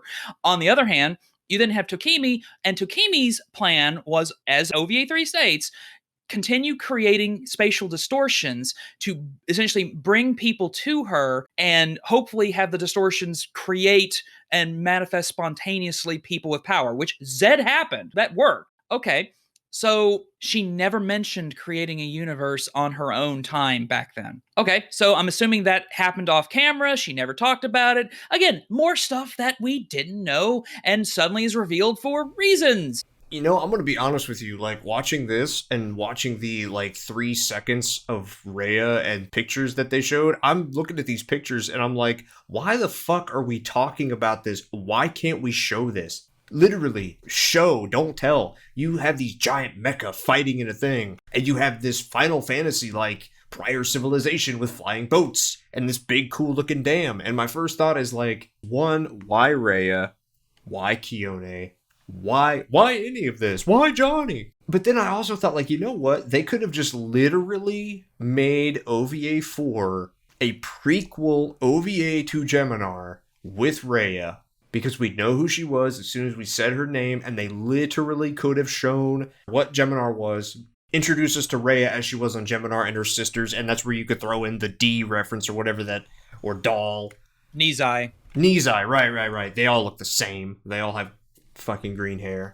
And then could then go from there, start to show whatever's going to happen with Gaia, and then have Rhea stumbling around, as she says, in the department or the laboratory. Boom, she gets isekai'd, and you get to actually see that scene where Kione finds her. Boom, that's OVA 4. You've literally done something infinitely more interesting in 4 fucking episodes than it took to explain all of this painful exposition. That's what I thought the entire time I was watching this. This is the problem with Kajushima's world. If anything, the cardinal sin of OVA 4 and 5, and to a lesser extent 3, it is show not tell. They basically tell you all of these things, except you're expected to, one, accept it, but 2, the visuals that you're seeing is just literally people sitting and talking. Again, to get into briefly about the animation style of this, again, even some of the keyframes are boring. They're flat. There's no dimension to it. There's no depth. There's no shading. You look at 5, same thing happens, except worse, because whatever happened, their budget vanished suddenly.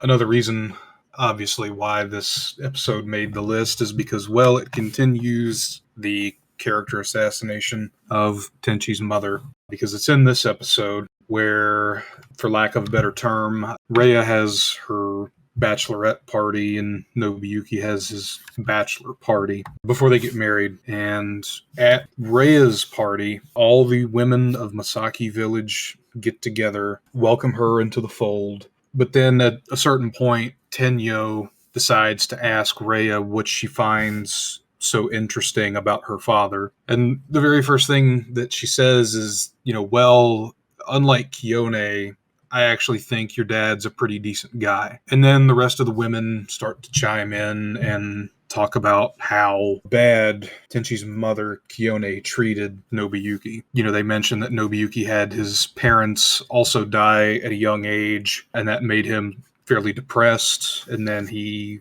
started hanging out with Tenchi's mom, and she basically made Nobuyuki her plaything, and they thought that she was not good enough for him to marry just because of how crazy she was even back then. So yet again, we continue down the path of Tenchi's mom's batshit crazy, but she was also now somewhat abusive to his father. I also just want to point out for everybody listening, in case you didn't read our article where we announced the poll results for all this stuff, OVA 4 takes place 10 years, production-wise, after the last episode of OVA 3. OVA 5 takes place almost 15 years later, like 14. They still are shitting on Tenchi's mother. Still.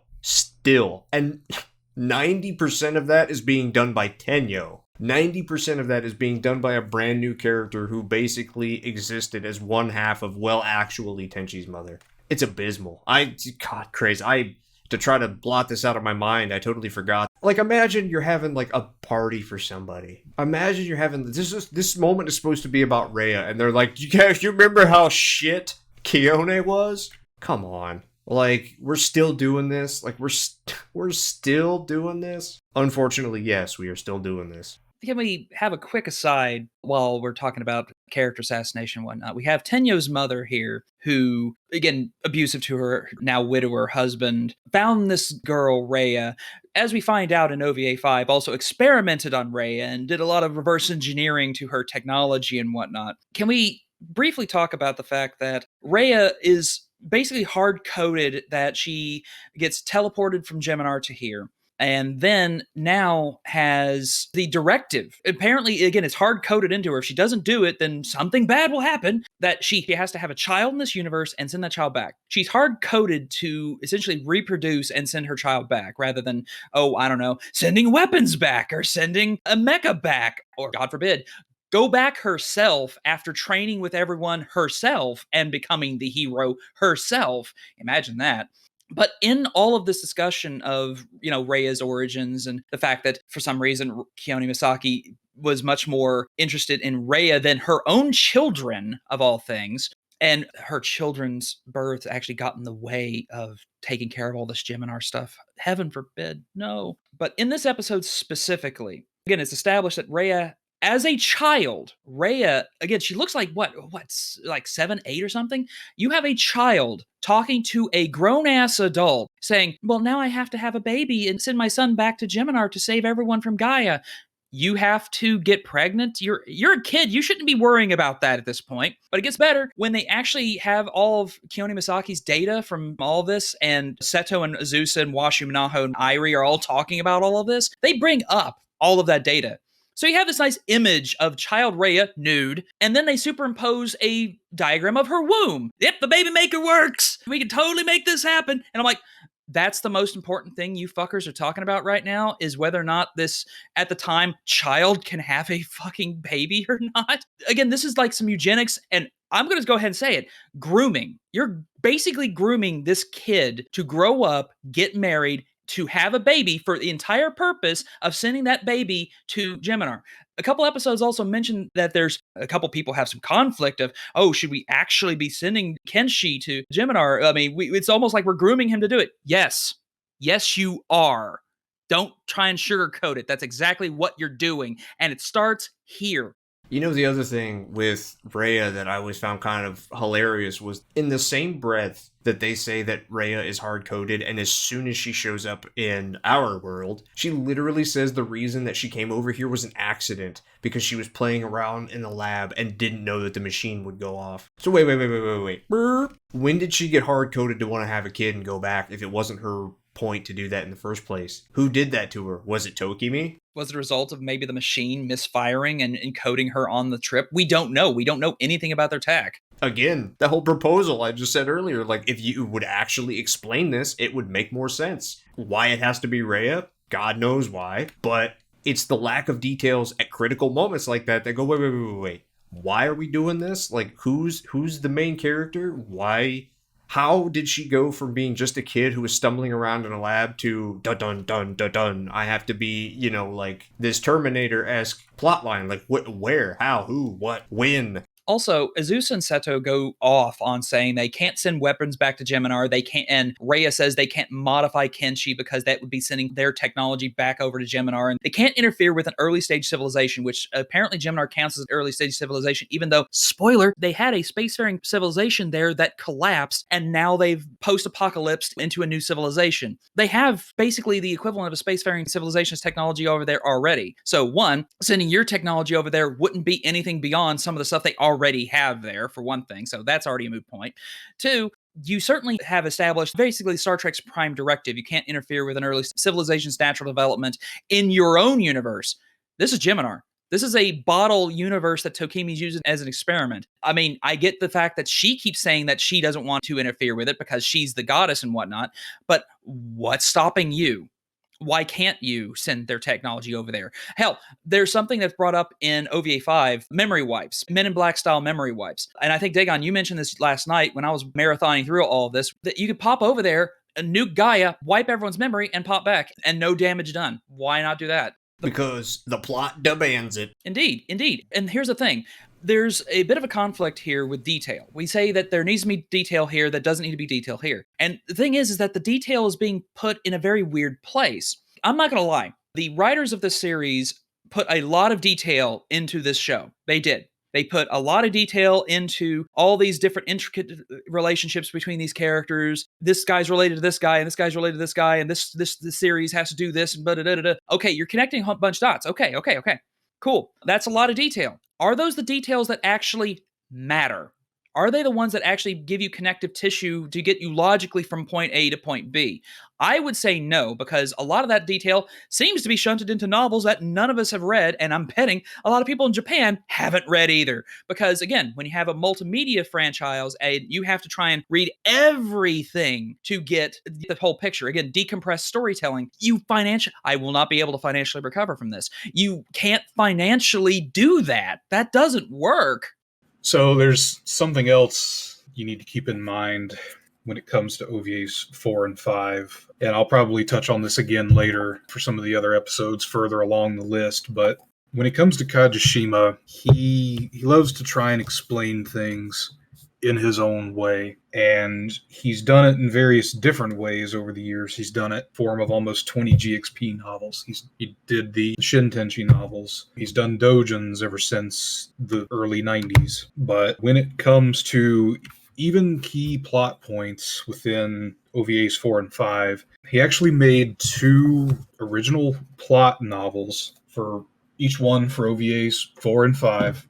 And these are novels that were officially published by AIC, but they're not novels you can just go out and buy, even in Japan, because though they were published by AIC, they're marked not for resale. And I don't remember exactly how you had to acquire these. You either had to buy a certain amount of copies of the Blu-ray to get entered into a raffle, or I think AIC might have even had a shop somewhere near their office that you could go to and potentially buy these from them directly. But I mean, they're not in print anymore, and you can't just go on Amazon or wherever, even in Japan, and buy these. And within them, the entire OVA is rehashed, but Kajishima goes into further details explaining certain things about OVA 4 that he felt needed explaining that you didn't get to see in the actual anime. You know, there again, it's like Pi was saying, the multimedia franchise mix and telling the story through different mediums. You know, you can do that. There needs to be one central piece of media. There needs to be one piece of media that's the core, the pillar that holds everything up, that if nothing else, that's the only one you need to concentrate on. In Tenchi's case, it should be the OVA. I should be able to watch OVAs 1, 2, 3, 4, 5 in a row without needing to go outside of them.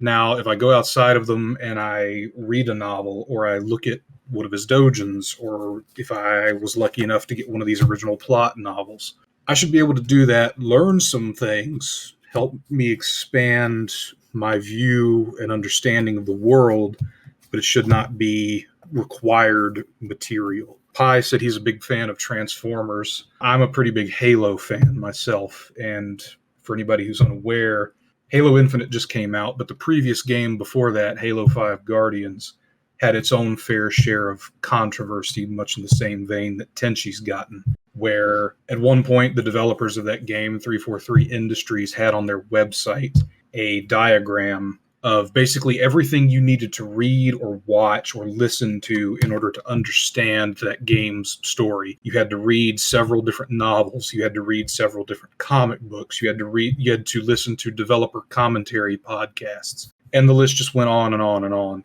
And the fans ultimately revolted because, they felt like they were getting taken advantage of, and it's a huge barrier to entry. There shouldn't be a checklist of things that I have to do to just enjoy this one game or this one anime.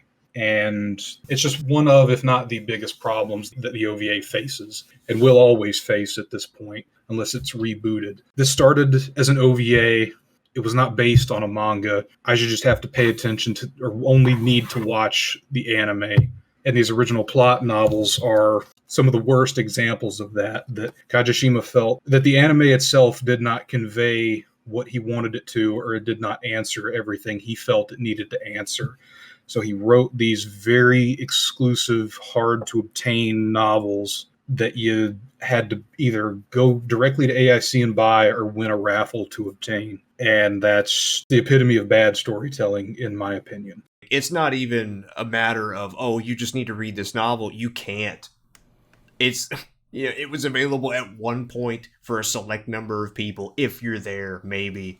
That's as bad as a dojin. And if you're going to just rehash everything anyway, why not just make the OVA about something else? And that's ultimately, Halo, actually, I'm glad you brought that up. That's a good example because you experience something. Like if you read the manga of something and then watch the anime, or, you have some other media associated with it. Consuming all of this media should be complementary to the other. It should not be required, because that's just asking people to do something that they just can't do, whether monetarily or otherwise. And pointing your finger at people and saying you're not a true fan if you don't do your homework is bullshit. We all know it's bullshit. It's gatekeeping, and it's stupid, and it's especially bad when the story being told is bad too. Again, Tenchi's not the only series that's mentioned this. We've mentioned Transformers, we mentioned Halo, but what happens is that when a series gets too big, to quote something I think the 11th Doctor once said, another series that's gotten really big is Doctor Who, when you get too big, sometimes you have to pare down. Sometimes you have to go back, to quote some Spider-Man as well, you have to go back to formula. And several comic book companies have done this. DC's done it actually fairly regularly. The Crisis on Infinite Earths happened because DC had gotten so multiversally connected to each other. They had like Earth 1, Earth 2, Earth 3, Earth 56, and they had to pare it down. So they had a big climactic event that basically reset the timeline and started over from scratch, so new readers could onboard without having to do like 20 years of catch-up work from the 60s to current. Marvel, notably, hasn't done this, but they've rebooted and created alternate franchises like the Ultimate Universe and whatnot. Transformers does this every so often. They actually recently just did it right after the Aligned continuity ended with Cyberverse, and now they're starting to start over with a new series that's about to come out called Earthspark. Same thing with Teenage Mutant Ninja Turtles. TMNT, almost there for a while, was being rebooted every time you turned around, so much that it was just making your head spin. But you can do it too much. Again, it's very much a balancing act of you shouldn't reboot all the time, but there's a moment, especially when you have a generational gap between old readers and new readers, eventually you have to kind of start over and let the new people have their incarnation, their Teenage Mutant Ninja Turtles, their Transformers, their Tenchi. Number 5, Tenchi Muyo, Ryo-Oki, OVA 4, Episode 4, Good Days, Departure. Kenshi is born at the very beginning of this episode, and they do a quick montage of him growing up before we go to the main thrust of this episode, which is talking about Kenshi. And when I say talking about Kenshi, this is a 29-minute episode, and 25 minutes is dedicated to talking about Kenshi. And it only changes between two scenes of people. A boardroom full of women and 6 men. Most of them are not named. Most of them are not introduced. Actually, no one is introduced. And the same problems that have existed throughout OVA 4 continue. Azusa's father is right next to him, and you don't even know that that's who that is until Azusa refers to him as like Otosan or whatever. And it is the worst pacing of probably any of the episodes just because it's sitting and talking and talking and talking and talking. And the things that they're talking about aren't even interesting. It's what is Kenshi going to eat? What is he going to whatever? And then actually, funnily enough, talks about and introduces some plot points. We're talking about plot points, and we'll get to grooming in a second because that's another point that gets brought up. We literally find out that the Seikijin are humans from Earth, which apparently from the previous episode, we can't meddle in their affairs, except apparently all of their female pilots are from Earth, or a big chunk of them are from Earth, which, I mean, how does that work? How are people being sent to Geminar? Then you would maybe assume that that was Tokimi, and then you're like, well, why didn't Tokimi say she doesn't want to get involved? How are they doing that? But the other part of it, there's a moment of clarity, a small moment of clarity. I think it's by Washu or somebody else. Mitoto has this moment of clarity. Of all the people, bless you, Mitoto. She says, that's right, she says in the boardroom, she says, isn't this bad? He doesn't really have a life. He's literally being groomed for this one purpose. And they're like, yeah, I guess. And then they go back to it. It's complete sociopathy. Like, it's just like, well, I mean, we might have emotions, but then that would get in the way of the plot. And because the plot is more important than fucking anything else, we're just going to hand wave that we're grooming this kid. Not going to lie. I have my page of notes here in my hand. I was so checked out at this point watching this show because I've watched OVA 4 before, but last night I marathoned OVA 3, 4, and 5 back to back with a couple breaks. And for this episode specifically, I only got a half page of notes because I was so checked out that all of this detail was detail of stuff that honestly does not matter to what's going on, that I just left it out because it's like, okay, look, I could either keep writing all this detail about stuff that's not going to play into the next OVA at all, or I could, just power through the episode and be done. Guess what? I opted for the latter. I only have half a page of notes because there's just so much nothing here. 25 minutes of talking. There's a meme of Captain Picard from Star Trek The Next Generation where he's talking about a dignitary. He went to some meeting with a dignitary. Picard basically pays it off saying he just kept talking and talking in one completely unbroken sentence. It was very quite hypnotic. And he just goes into a monotone talking about how bad this guy is speaking. That's this episode. They just kept talking and talking and talking and shut up already. I don't care. Yeah, all this episode basically boils down to is, well, how are we going to send Kenshi to Geminar? Should we send him? Okay, we're going to send him. We're all going to chip in with his training. Then this episode also serves to get a lot of the fan service, off the checklist, because the whole time the women are hashing these things out. It starts off in a boardroom, and then eventually they end up by the pool and they're all in bikinis. Then they go to a sauna and they're all either naked or wrapped up in towels. Then after that, they're all in, I guess, a bath with slime women giving them massages. And then it ends with a slumber party and a lot of them in either pajamas or lingerie, and it's all the same stuff. Do we send him? Do we not send him? Who's going to train him?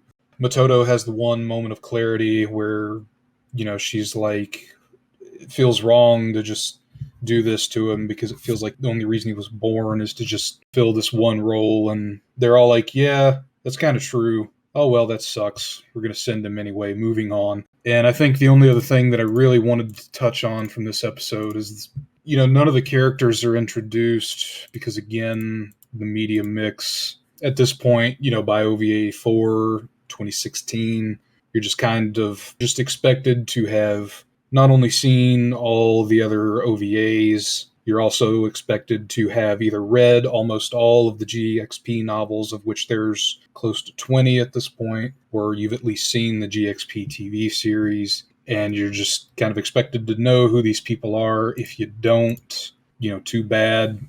Do not pass go. Do not collect $200. This episode in particular, I also find kind of amusing for a particular reason, and that is back. I need to pull it off my shelf. I want to say it was in like 2015, either the summer or maybe even the winter of 2015. Kajishima put out a doujin. We just call it the OVA 4 doujin. And in it, he basically announces OVA 4. And if you look inside it, you'll see in there, you will see shot for shot that what's in the doujin got carried over to the anime, where they're sitting in the boardroom at the table talking to Rhea about sending her son over there. That's lifted straight from his doujin. And the reason I emphasize this and I find it important is because it just goes to show you that this is totally him in complete control doing what he wants. But also, he announces this very OVA in a doujin of all things. It drives the point home that this is pure, unadulterated Kajishima, no impedance by any outside forces. It truly just shows nobody cares. Either they can't care or they don't want to care, because this is Kajishima's game now. Nobody getting in the way to stop any of it, and it's just the fucking most god-awful boring shit. Like 25 minutes. I've never seen an anime in my life where fan service and food look boring, just because of the way that they are in proximity to just talking and talking. And it's nothing. It's nothing. With rare little glimpses, like I said, of like them talking about the Seikijin or whatever. Like, it's nothing. It's just, it's brutal. It's an endurance test. They would probably use this OVA to torture people. Like, I need you to talk. Did you do it? Did you kill him? I don't know. All right, well, you have to watch OVA 4 until we tell you. Oh, God, please, no. Oh, God. It's so boring. The pacing is horrible. The funny thing is, I'm glad you brought this up, too. You talk about having to read the doujins to know these people. Well, here's the funny thing about that. If you read the doujins, you actually might be reading interesting stories that they're doing, but they're not actually doing anything that's actually related to those novels. It's just the characters from those novels. So you only need to read those novels to know their names. And I think that's an important distinction to make, because that point is used often. Some people on Crunchyroll have used it. Well, you need to read the novels to know. No, you don't. They don't do anything from the novels. The one exception to that might be Paradise War, because then you might figure out why Sho has a gelatinous mech that can create black holes. Okay. You might be able to understand why Miran and the other girl dress up like goofy Team Rocket type characters to mess around with Kenshi. Okay, Paradise War is maybe the exception to that. There's 3 of those novels, but there's nothing else that ever gets brought up that's ever actually an interesting plot point that you couldn't either take 10 seconds. We spent 25 fucking minutes talking about nothing. You're telling me you can't spend 2 minutes of that going around the table and being like, Mitoto from the Kuromitsu family. This is Amane from the Yamada family and of the GP. You couldn't do that? We're sitting here jacking off, not even introducing characters at all. There's nobody who ever actually gets this is Palti from the blah blah blah. Nothing. Nowhere in OVA 4 or 5. It's just, you should know who they are. Take 10 seconds. 10 seconds. That's all you have to do with these characters. 10 seconds. Even if you have 42 characters on screen, take 5 seconds. This side of the family is the Masaki family, and this is Akie, and this is this, and this is that, and this is that. Just a proper introduction goes a long fucking way. But putting off something as simple as a proper introduction onto novels and then pointing the finger at fans and going, you're just not a true fan. Fuck you. No. That's a failure of the people making it. It's a failure of Kajishima. It's a failure of storytelling. It's not my fault that I don't know who these 40 people are. Take 5 seconds. If you watch, Transformers, and you don't know who these characters are, I promise you, what's going to happen? A prime comes down. You know they're an Autobot. What's going to happen? Optimus and the other Autobots are going to go, oh, who is that? That's blank and blank. That's Sentinel Prime. He's from the Great Cybertronian War. I heard he killed 5 Decepticons. 15 seconds, motherfuckers. Where is it? Where is it? We have to go through this whole charade of, well, actually, we need to make sure that Kenshi's diet is really good, because if he doesn't have a really good diet, well, we have to reiterate that we can't send weapons over. Really? I have to watch a scene where Azusa and company are complaining about their wives? Why are they even shown anyway? If it's literally all about the women just talking about Kenshi. I associated more with Azusa in that entire thing, in this entire anime, than anybody else, because he's the only person who actually acted like himself, and he's the only person who had any kind of adversarial stance towards anybody. It's hilarious. I never thought ever that I would associate with Azusa, but here we are. So we were saying earlier that there was no real time given to Ryoko having a child in OVA 5, Aika having a child in OVA 5. More time was actually given to the fact that Ryuoki was pregnant and she got a baby shower than those two actually having children. In this episode, you get even more time of Rhea having Kenshi. You see Nobuyuki walking outside Washu's lab. You know, the father thing where he's worried about his wife. Is she going to be okay? You know, the trope of the father standing outside in the hospital waiting for his wife to give birth. That's an old 50s era thing. In the modern day, what we actually do is we have the husband usually there alongside her, helping her with breathing and whatnot. That's how we modern people do it. But no, we're going to go back to the 50s for this. Okay, cool. But the point is, we actually have that moment. We even have that moment where he comes in and holds his child for the first time. He thanks the doctors, Washu, Noike. We have this great scene where we have Rhea laying there, sweaty. She just finished labor. She's there with her newborn son. We have this heartfelt moment for that young family. And it's like, we don't get that for anyone else. We get it for Rhea, Nobuyuki, and Kenshi. We get to see like the naming ceremony. It's in the opening credits with the opening theme music playing. But you get to see the naming ceremony for Kenshi. They have a baby version of the Lighthawk sword that they bring up to him during the naming ceremony. All this pomp and circumstance for Kenshi. We don't get any of that for Ryoko's daughter, Ayeka's daughter. Hell, even Kiriko's son appears at the end of OVA 5 with no pomp and circumstance. Even for Seina, who gets talked about throughout all of OVA 4 and 5 like an ultimate Chad. But that's my first point. Nobuyuki and Rhea get all this pomp and circumstance for their son's birth, but nobody else does. Lastly, but certainly not leastly, is talking about the big talking. Again, they kept talking and talking. As mentioned before, they go through talking first in a boardroom, then a bathhouse, then a sauna, then a sleepover. And funny thing, through all of this, they have the stereotypical sleazy sax music playing. I noted that as I was listening to this. They actually have the sleazy sax music while all the women are half naked and talking about matters of state, mind you. Now, you can say what you will about Game of Thrones.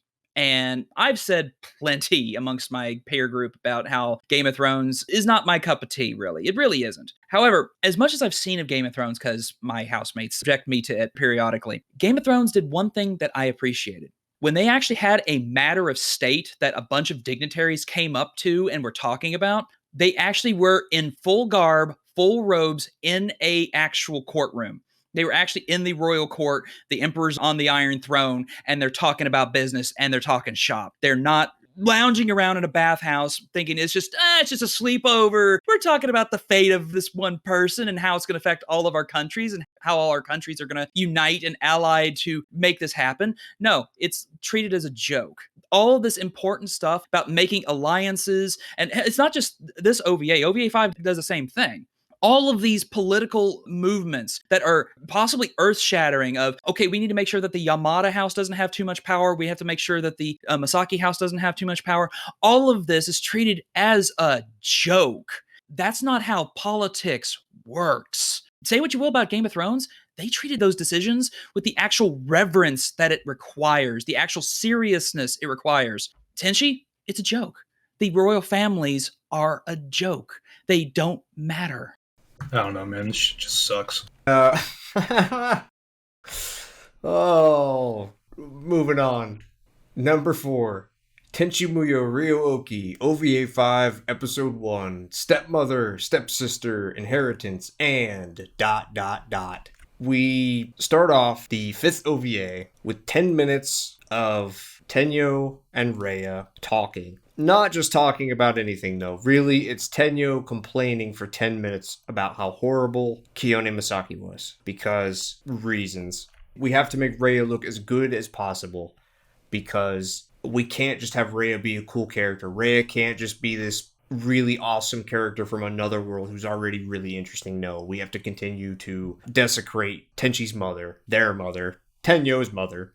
This one for me is up there. I voted for it, but it's absolutely up there as far as, like, I think it might be the second worst episode of Tenchi ever. Just because it's not just that they keep going after Tenchi's mom, because they're doing it throughout OVA 4, like little bits and pieces of it. This episode, I think, does it for like 15 minutes total, but like literally the first 10 minutes are just Rhea and Tenyo patting each other on the back for not being as bad as Kione Masaki was. And the thing that, to me, put it over the edge, just completely put it over the edge, was they said that Nobuyuki was a, quote, god, saint, and the ultimate masochist for dealing with Kione Masaki, who is now a genius, scatterbrained hoarder.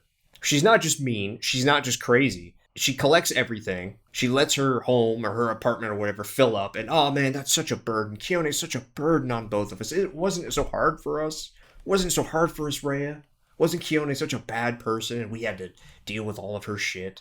But it got so bad with Nobuyuki and Kione that a human rights commission had to get involved to check on Nobuyuki's well-being. I'm going to repeat that one more time. This is verbatim in the anime. A human rights commission got involved with their relationship to check on Nobuyuki. Fuck this show, dude. It gets better, though. See, Nobuyuki, as it turns out, as is revealed in the 5 years later part of this, they keep talking for about half of the episode. Then there's a moment where everybody wakes up. Time skips 5 years forward to after Kenshi's born, and basically right before the last episode of OVA 4, because that's how this works. Each OVA is a coda to the previous one now. But they fast forward to 5 years later, and turns out Nobuyuki kept diaries. And in these diaries, he explained all the things that he went through, because they're essentially shuffling through Tenyo's mother's stuff to try and figure out all the stuff from Geminar that she researched, because apparently she does research now. But Nobuyuki kept these diaries, and apparently Tenyo's mother would correct him about things in her notes and whatnot, research on Rhea. But apparently Nobuyuki kept records of their parents' love story, and that Nobuyuki was destroyed, quote, destroyed in the subtitles by Tenyo's mother every time he turned around, and was slowly broken down into marriage. And this essentially is a love story where the female protagonist of this love story slowly beats on the male until he submits to her, and then slowly is broken down until finally he marries her in the end. And here's the funny part, the good part. Rhea wants to read this love story, the love story of how her husband, her current husband, his former wife would break him down until finally they got married at the end, and how he was a masochist, and with, quote, psychological terror. What the fuck? Rhea wants to read that shit. You're just sitting there and you're like, man, really? But while they're talking about this, that psychological terror part, the art is atrocious. I put it up on the article. It's not an in-between shot. You look at that screenshot, that is literally on screen as they're talking and their mouths are moving. And I'm like, oh my God. How much money did they pay for this? $5? Literally anybody on DeviantArt could have done a better job than this. Anybody. Any human being could have. And it's such a bad juxtaposition too, because where they're sitting, the living room, actually looks kind of normal. Like, it's not great, but it's not, it's not bad. And then you look at these characters who they probably spent like an hour on and then just were like, fuck it. And you're just like, oh my God. And then there's another one when Jovia stands up, because that's another funny thing, Pi. They switch subtitles. The Crunchyroll subtitles, the first time that Jovia shows up, her name is Jovia. And then from after that episode, it's Jovia. Anyway. Well, we also have Ayaka in this series too, which admittedly OVA 4 did that too. Switched between Ayaka, the way we usually have it spelled, Ayeka, but then they change it to Ayaka, Ayaka. There's no consistency because whoever subtitled this also didn't care. I think it's one of my favorite comments that I saw when OVA 5 was coming out.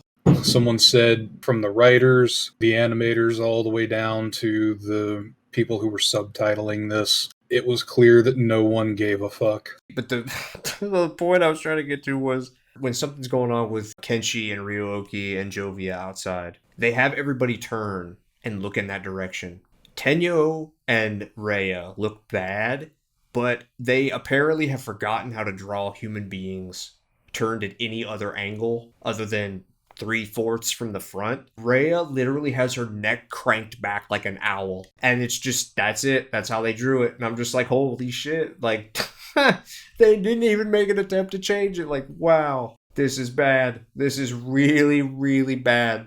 Also, in another bit of delightful ignorance of essentially anything outside of, I don't know, family politics, I suppose, it was mentioned, I think, Dagon, you mentioned this, that Tenyo's mother here is listed as being a genius. She did research into Rhea and all of this stuff. She's basically a scientist now because reasons, as well as being a hoarder and a psychopath and a high-functioning sociopath or some other nonsense. There's a line in here that said that she was smart enough to make assistant professor if she wanted from all of the notes and all the samples that she took from the academy.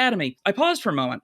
Spoiler, until very recently, I actually was a teacher at university. I know what the job titles are at university. I'll have you know, assistant professor is the bottom of the tenure track positions. It's an entry-level professorial position. It's like the managerial positions at, say, a store or a company or whatnot. You have assistant professor, you have associate professor, and then what we call full professor or just professor. It's the same as assistant manager, associate manager, and general manager. It's the same ranking. It's a job title. That's literally what all professor is a job title. So you're saying she's a genius, but she's smart enough to become an assistant professor. You do realize assistant professor is literally the bitch basic entry-level position, right? The other thing, they literally say that aside from the fact that Kione didn't tell anybody about Rhea, specifically probably because they didn't want anybody else to find out, because she wanted to treat her as a human toy, which that can go either way. Not that I want to see that on Kione fucking Masaki, but you know. We find out that the entire plan all along, not even from the time of OVA 4, but apparently before that, before everything else, was either Kione wanted to go back herself to Geminar, which we now know is normal because they send humans to Geminar all the time, apparently. But the fact that the plan all along was to send Kenshi to Geminar, but then Tenchi was born and got in the way of that, and then Kione died. Tenchi being born got in the way of the main plot of Tenchi Muyo Ryuoki. Oh, it gets better. In the same line, the research was interrupted by Tenchi's birth and meeting Sena. I will say this, making chicken salad out of chicken shit. I'm looking at the stuff with Jovia, and I don't hate Jovia. I'll be honest with you. Same thing with the Paradise War characters. I don't hate them because I don't know anything about them. There's nothing that they've done that's inherently bad. The stuff with Jovia is actually pretty cool. It's like, oh, she can summon this monster. Oh, this monster's lava. We don't know why. We don't know how. We don't know who. Again, 5 seconds. Oh, this is Jovia-chan from Fuck Off Universe, and she can do this. Cool. But we don't get that. All of the stuff that she does with Kenshi is actually interesting. And it's like, why is OVA 4 and 5 being done in this way? I would have been much more okay. It would have sucked. I would have not liked it. I would have been much more okay if they would have just committed to Paradise War thing. It's like Geminar. Like, I don't hate Geminar. It has a lot of problems, but it is its own thing for the most part. There's a quote from King of the Hill where Bobby is getting into Christian rock because it looks cool. And this was, of course, a big thing in the 90s. I'll never forget this quote. At the very end of the episode, Hank is pulling Bobby away from the pastor or whatever. He's like, Bobby, we gotta go. And Bobby's like, oh, Dad, you're embarrassing me. And the pastor comes down and says, what are you doing, man? This is how we worship. And Hank goes, you're not making Christianity better. You're making rock music worse. That's literally what this is. You're not making Tenchi Muyo better. You're making Tenchi Muyo worse by introducing these characters that nobody cares about. None of these characters get a chance. And none of these characters will ever get a chance with anybody who just watches the anime. Because you're going to remember them as the characters who stole time away from the characters who matter. All the while being told by not the main characters that the main characters don't matter and that everybody else does. It's storytelling 101, and it's just a big middle finger to that. One more little cherry on top to all of this, I already went at odds about the gods are basically an instant win button, and they have conflicts with their properties being like omniscient and omnipotent and whatnot. This is the episode where Chibi Tokimi comes down while Rei and Tenyo are having their little chat over tea for like 10, 12 minutes. Little Chibi Tokimi comes down and lands on Tenyo's head and proceeds to explain that and remind everyone that she made Geminar. I made it happen, is basically what she says. And she wants to create more characters like Tenchi, and she doesn't say Zed, but Zed is another character that's implied to be someone who has great power like Tenyo's brother. She wants to keep her interference in there to a minimum. This is her experiment of trying to make more people like Tenchi and Zed. So she has to keep her interference to a minimum to make sure that it lies outside of her omniscience. And again, if you're a god and you're omniscient, that means you know everything. So how can something be outside of your omniscience? Again, the logical fallacies start adding up after a while. Yeah, you'd think she'd be able to like see into the future and see the last episode of War on Geminar where Kenshi, if you kill Gaia, I'll let you get all the gems you want. Okay, Lighthawk Sword, Gaia's dead. Well, here's a funny thing. She can see into the future because in OVA 2, episode 5, after Clay is captured and D3 and Tokimi are talking back and forth, and Zed's there in the background, by the way, in shadows. They're in all of this. The two of them are talking back and forth about what the possibilities are, and D3 asks Tokimi, "You are looking to the future, aren't you, my lady?" And she says, just merely possibilities. And it's like, she can see into the future. She can. That's the point. She's omniscient. She knows the future. Until it's inconvenient to the plot. Fuck. This is why you have trouble writing godlike characters. If you throw the omnis out there, omniscience, omnipotence, omnipresence, which is being everywhere all at once. If you throw all of those omnis out there, you have to somehow write weaknesses into a godlike character. And that contradicts what their properties are. You can't do that. Is it over yet? Number 3, Tenchi Muyo Ryo-Oki, OVA 4, Episode 2, The Masaki Destiny. Continuing from where Episode 1 left off, more of the same, talking about Rhea's wedding, with the first 10 minutes dedicated to characters from GXP. I don't just mean GXP, I mean the GXP novels. And Rhea talking about the upcoming wedding, and they send Asena's friend off, because this is at the beginning of OVA 4, first 2 or 3 episodes or whatever take place before a time skip, and they actually take place during OVA 3. Changing of character backstories. Now the old lady, her name is Akie, and she's related to Tenchi's aunt from the first episode of OVA 2, which you would not know from the anime, and you also would not even get if you missed it, because they say it once. And we're still like, Yosho and Nobuyuki are talking, and Yosho's like, "Oh, you're a bit more cold, a little bit more mean." And he's just like, "Oh, well, it must have been from being around Kione all those years." And he basically says that Kione would probably push him to get married again, too, because of course. And the rest of it is dedicated to Tenchi's space aunt, Minaho, who showed up in the first episode of OVA 4 and basically is acting as a touchy-feely version of Noike from OVA 3. And I mentioned it in the article, and I'm going to mention it again because it's important. People hate incest. They do. Normal people hate incest.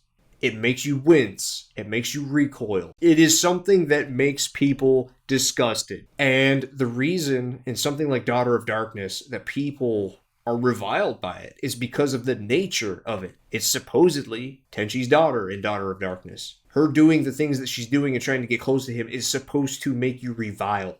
That's the whole point. In OVA 4, Episode 2, it's celebrated. Tenchi only acts as somebody who is literally just seeing a woman giving him affection regardless of their blood standing or anything like that. And nobody puts up a fight. The scene in particular where Minaho says that they're going to go to the bath, and Ryoko and Aika just kind of look at each other like, what are we going to do? And then Aika doesn't say anything because she's a doormat at this point.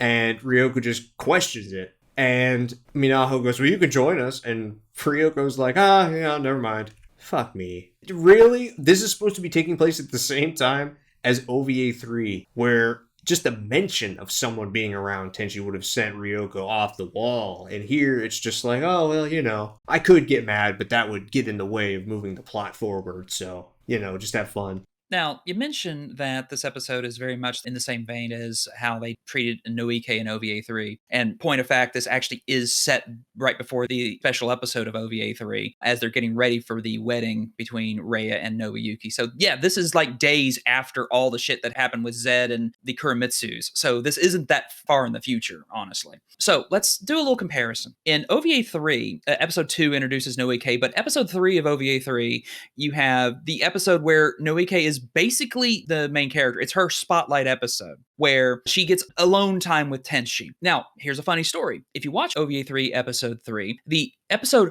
opens with her standing over Tenchi with a glowing orb over his head as he starts to sweat and fidget underneath the sheets. And then the next morning, he's ill. I contest that she actually made him sick so that she could nursemaid him and have him all to herself through the entire episode, which is a villainous thing to do. But whatever, it's in the service of the plot, right? It's not like she made him sick permanently or anything. She just basically poisoned him to have him all to herself, which would be, I don't know, cultish-like behavior to separate someone from their friend group, to have them all to yourself so you can essentially put ideas into their head and have them all yours and have all of their attention all centered on you. Just saying.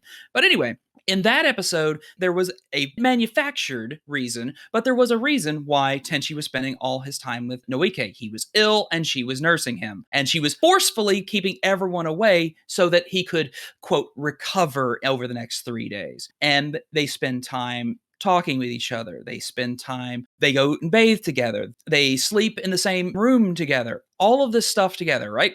Okay. Look at OVA 4 episode 2. Same thing. It is the exact same plot. Minaho shows up. She has some miscellaneous stuff at the beginning of the episode, but she eventually drags Tenchi to the bath with Ryuoki, by the way. She then proceeds to, again, take a bath with Ryuoki and Tenchi, much like with Noike took a bath with Kyoko on her special Uber super ship. And then at the end of the day, after hoarding Tenchi to herself, she sleeps in Tenchi's bed with Tenchi on the floor and Ryuoki hopping between the two of them, and they have a nightly conversation. It's the exact same plot. I mentioned my reasons for claiming that Noike was a Mary Sue in OVA 3. I present to you basically the exact same argument for Minaho here. She does the exact same thing. She puts Ryoko and Ayaka in their places. She even tells Noike, hey, I can take care of all the washing. You don't have to worry about it. She Mary Sue's the Mary Sue because she's the new hotness. She's the one who's going to come in and basically be the spotlight character. So everybody else needs to shuffle to the side and let me take the spotlight. Let Minaho take all the spotlight. That's literally the plot of this episode. Is Minaho is great. Isn't she so great? We should respect Minaho. And again, Ryoko and Ayaka just roll over. They just say, okay, cool. Okay, aces. We could bring all the girls into the bath and all bathe together. Oh, no. That's pushing it too far. If this thing wasn't already mutating into a harem show anyway, right? So, a couple things with this one. Starts out with Kai, Seina's friend, his mom, catching him sneaking condoms into his bag as he's getting ready to go off on some trip to make new friends. Whatever. But then as the conversation goes on, all of the GXP characters show up. They start harassing her about her love life, which, by the way, she's Kai and Kiriko's mother, but she apparently also has the hots for Seina. So she's going to compete with her daughter over who gets Seina. So there's that. See, I watched OVA 4 fan subbed, and the fan subs are not great. And they also have what feels like paragraph-long translator's notes in them. And they tell you that, the old woman from the onsen episode from OVA 1, turns out it's actually Yosho's daughter from his first wife. Why that needed to be the case, who knows? I guess just to add to the number of bodies in Masaki Village, which, okay. But, eventually we get to Nobuyuki and Katsuhito. They're having a drink with each other up in Yosho's place, up in the shrine. And it's more of the same, more shitting on Tenchi's mom. Yosho talks about how crazy she could be and how Nobuyuki would help balance that out. But oh, by the way, she hated it here on Earth so much at one point that she looked down on everybody and called everybody who lived here, all the Earthlings, gorillas, which, okay. I forgot about that, God. Yeah. Oh, so the incest stuff with Banaho. So yeah, her and Tenchi go to the bath together with Ryooki. They end up washing each other. Tenchi washes her back, she washes his. We also get to see Tenchi looking fairly jacked this time around. He's gotten older, working out in the fields, I guess. But, that scene's pretty interesting because when Tenchi goes to wash her back, at first he's hesitant to because he's like, she's a crown princess of Jirai. Is it right for me to do this, even if she's my aunt? Then he notices that she has these scars all over her back. Tenchi asks her about them. He's like, why do you have all these scars on your back? It looks bad. And don't they have some kind of technology out in space to get rid of these scars? And she's like, oh, no, I keep them there as kind of like a memento. And he's like, well, how did you get them? And she goes, oh, Irie did it to me. And I'm just sitting there like, am I supposed to... It's Irie's in the same boat with Seto as far as I'm concerned. Because, Seto is written like a traditional villain in a lot of ways. And I don't know if I'm supposed to hate Seto or not. And after I saw that, I was like, am I supposed to hate Irie at this point? Because it's like she performed experiments on her daughter and left these big scars all over her daughter's back. And Manaho tries to justify it that, without prior experimentation, you don't know what the consequences will be. And, I did this to help my mother because of something she got blamed for, caused like a mass suicide. And I'm just like, I don't know what it is with some of the older female characters that Kajishima writes. Like, he writes them like villains, but yet I'm not supposed to hate them. She goes on to talk about how, oh yeah, I was her guinea pig for the experiments, and it makes no sense to me. But the other thing, since I watched this fan sub, during the part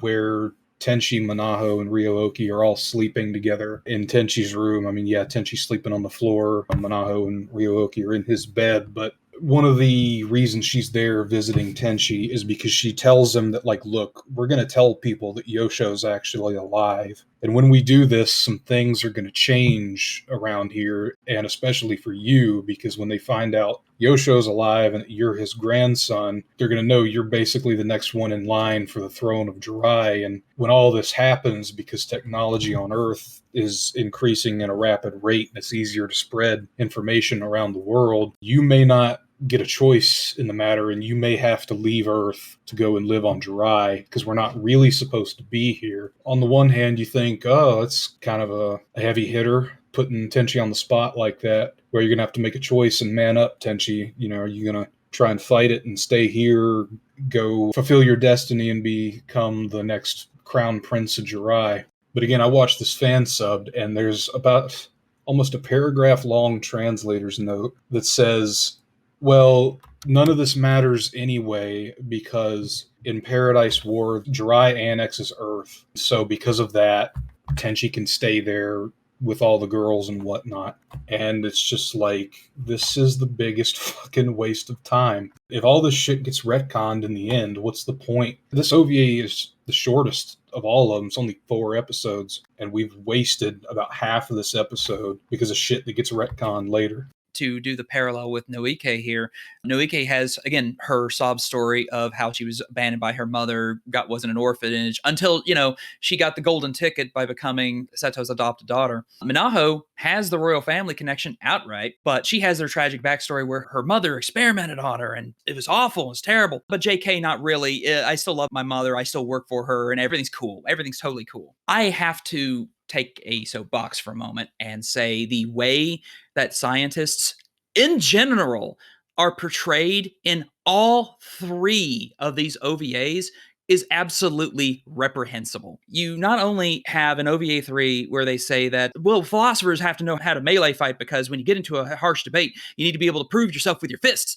No, that's not how that works. Oh, you could be so smart, you could be an assistant professor. That's the bottom rung of the entire tenure ladder. And that's not even close to being a genius level professorial position. And here you have ethics violations in an OVA 5 that talk about ethics investigations into spousal abuse, basically. And it's like, that's not how reputable scientists work. Admittedly, Washu is portrayed as the genius mad scientist, and Universe in particular, to, if you don't mind me, jump out of this continuity for a moment. Washu is portrayed as this genius scientist who has very questionable ethics of weapon development and doing all this very illegal research and questionable research. What happens to her? She gets drummed out of the academy. She gets kicked out and exiled for 700 years. Because that's what you do when someone breaks the rules.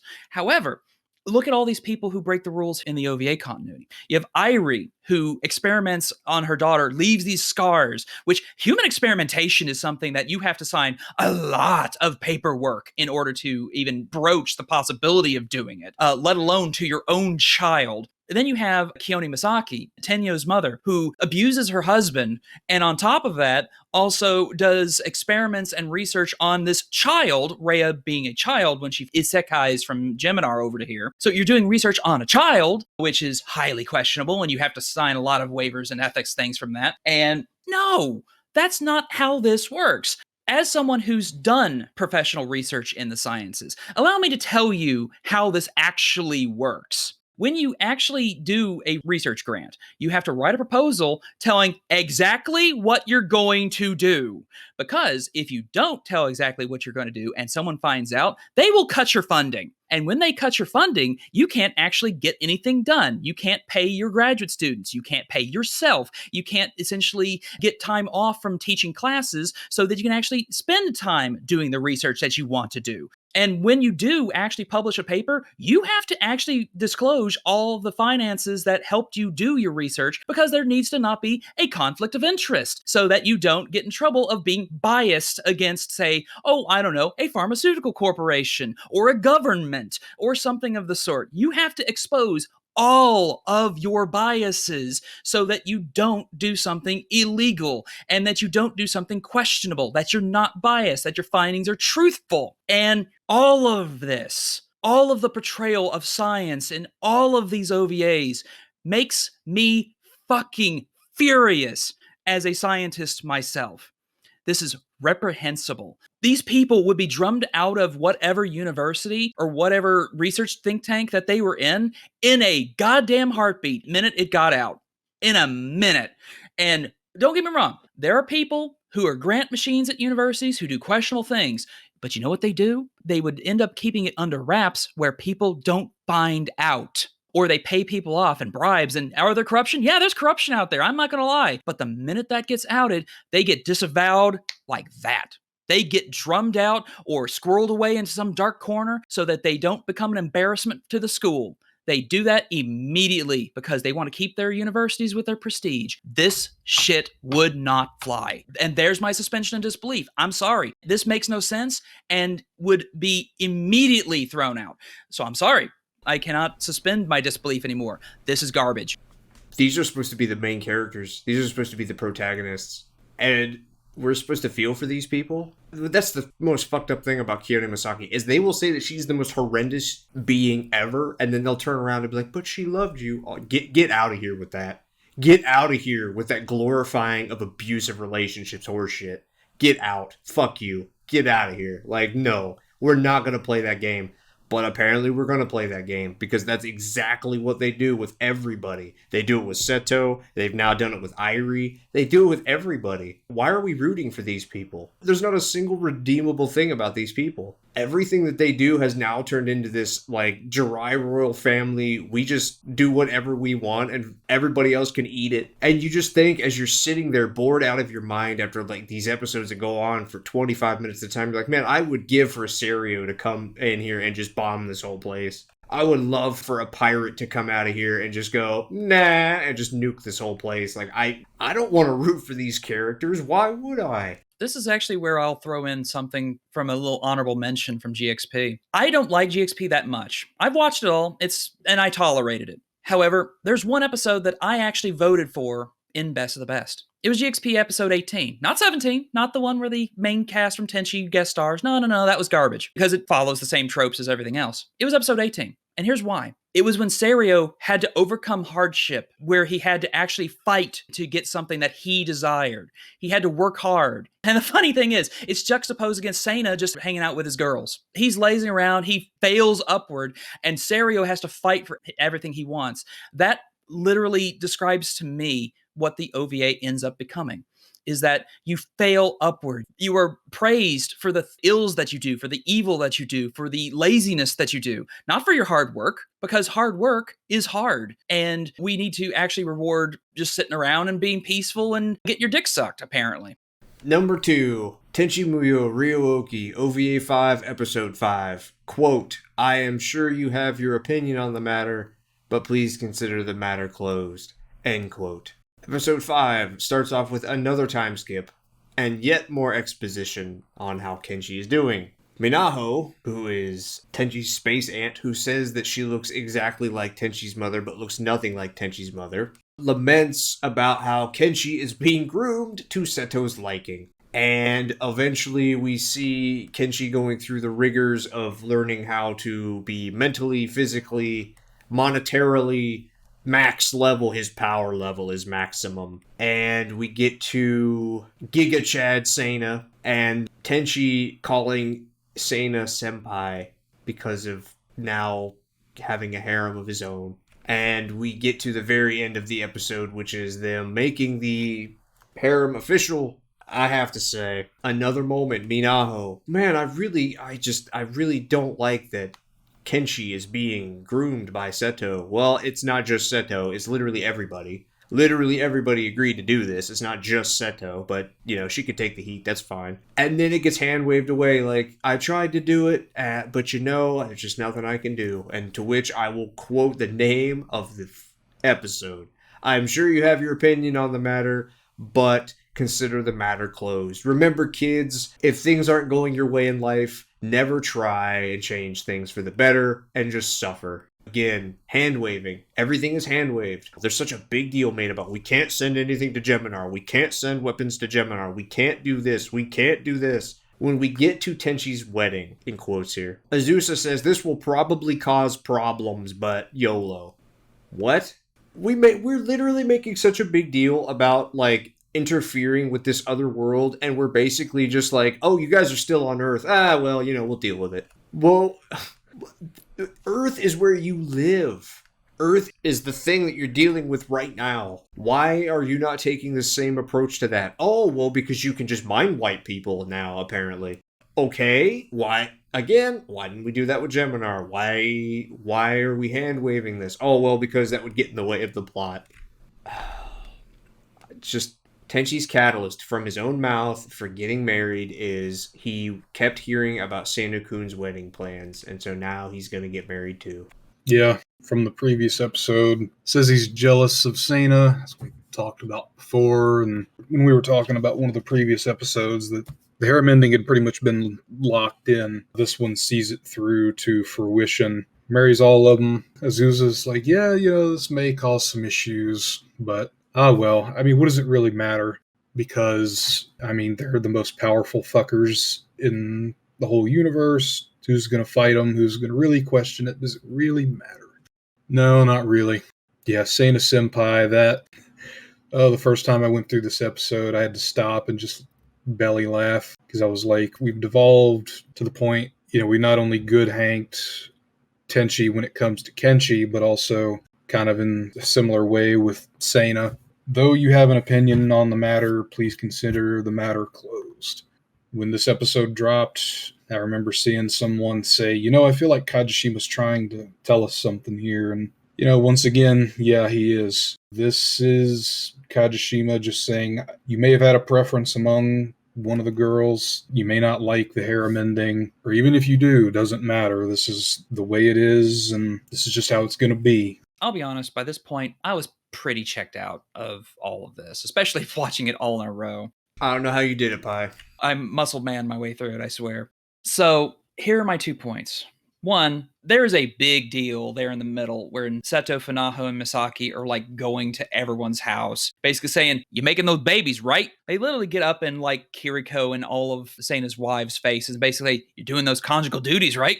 Hint, But do hint, you nudge, nudge. fuck? And it's just, look, is maintaining the bloodline that important? You have how many wives and how many branches of the dry royal family at this point? That's the thing. Many of the characters are basically diluted down to, you making those babies? If you ain't making those babies, you're not important anymore.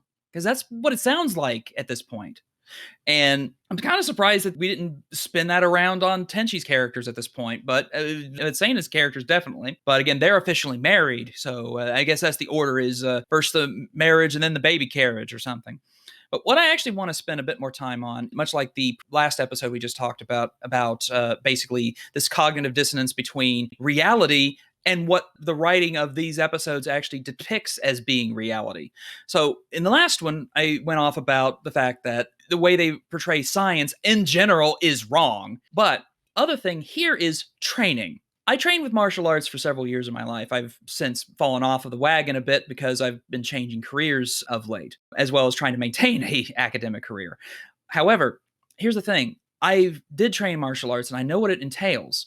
It entails, yes, sparring and whatnot. And there's some talk here and there of like Tenchi actually sparring with Aik and Sasami, which would have been kind of cool to see, but we never get to see that. No, we're never going to see that. But when it comes to training Kenshi, what do you see? You see Kenshi being chased around, thrown around, beaten up by everyone. Because every member of the extended Masaki family or the Kurimitsu family basically comes in and wallops him, like shows their special skill and then kicks his ass. That's basically what it does for like 5 episodes at this point. And here's the thing. What is training actually? Yes, there's sparring involved. But what you're supposed to do is say, okay, you just got your ass beat. How did I beat you? How did I win? What should you have done? Hey, here's a technique. Try it on me. See what happens. And the trainer, the instructor, should actually instruct the student, show where they made their errors, show what they should have done correctly, demonstrate, have a sparring partner where someone at the same level as them, so they can essentially ironing, sharpening iron, as they say. Essentially, each of you filing each other down to a sharper point, becoming stronger together, and not just one-sided, oh, the instructor beats your ass. In the 80s, you used to see this a lot with live action movies. DVDA, the South Park band, basically parody this in, "You're gonna need a montage," because in the 80s, that was a big thing. You'd have a montage of showing a whole lot of steps all happening at once, and the main character, the protagonist, slowly getting better at the skill each time you see them. For example, Rocky was really known for this. He'd start off really weak, and it's like, speed, speed, and you see him get stronger and faster. He'd be running behind the bicycle. He gets better with every single thing. With most of the, quote, training sessions in this episode and the next, and hell, most of OVA 5, it's just Kenshi getting his ass beat. That's it. It's him losing over and over and over again. Not getting stronger, not getting better, losing consistently until the last episode. Then he suddenly gets good. You never once see a character teach him a technique. You never see him try a technique and successfully get better at that technique. You just see him fail, then suddenly win. There's no in between.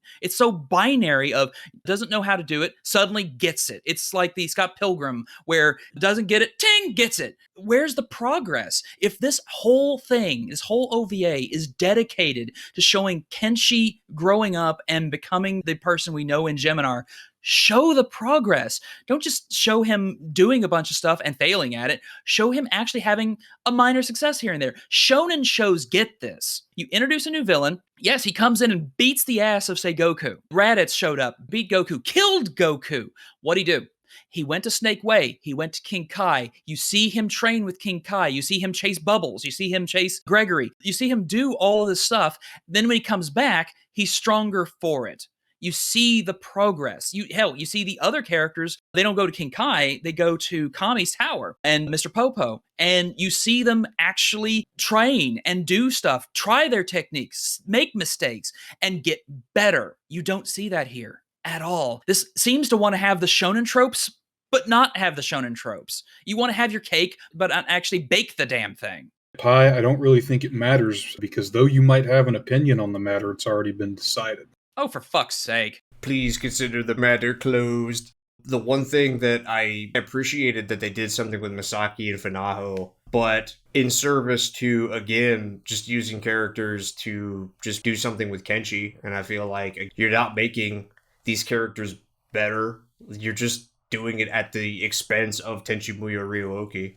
Oh yeah, by the way, Tenchi's grandmother, who's married to Yosho, just kidding, they're not actually married. And they make a big point of this because they're giving Minaho shit about not being married, and they're like, well, you guys aren't technically married. She's like, you're not technically married? And it's just like, well, that would have caused an uproar because he's technically still dead. And I'm like, I didn't know whether to be impressed or just be like, well, I mean, you're literally having Tenchi get married to everybody and just hand-waving the problems away. Why didn't you just hand-wave the problems away of him being dead? Funny thing, too, about Minaho is that they give her shit for not being married, and she even gives Tenchi shit when she finds out that he's getting married, because it's like, oh, my nephew beat me to the altar. They say that, oh yeah, the reason she's not married is because of Seto. So there again, it's all Seto's fault, but I'm supposed to not hate her.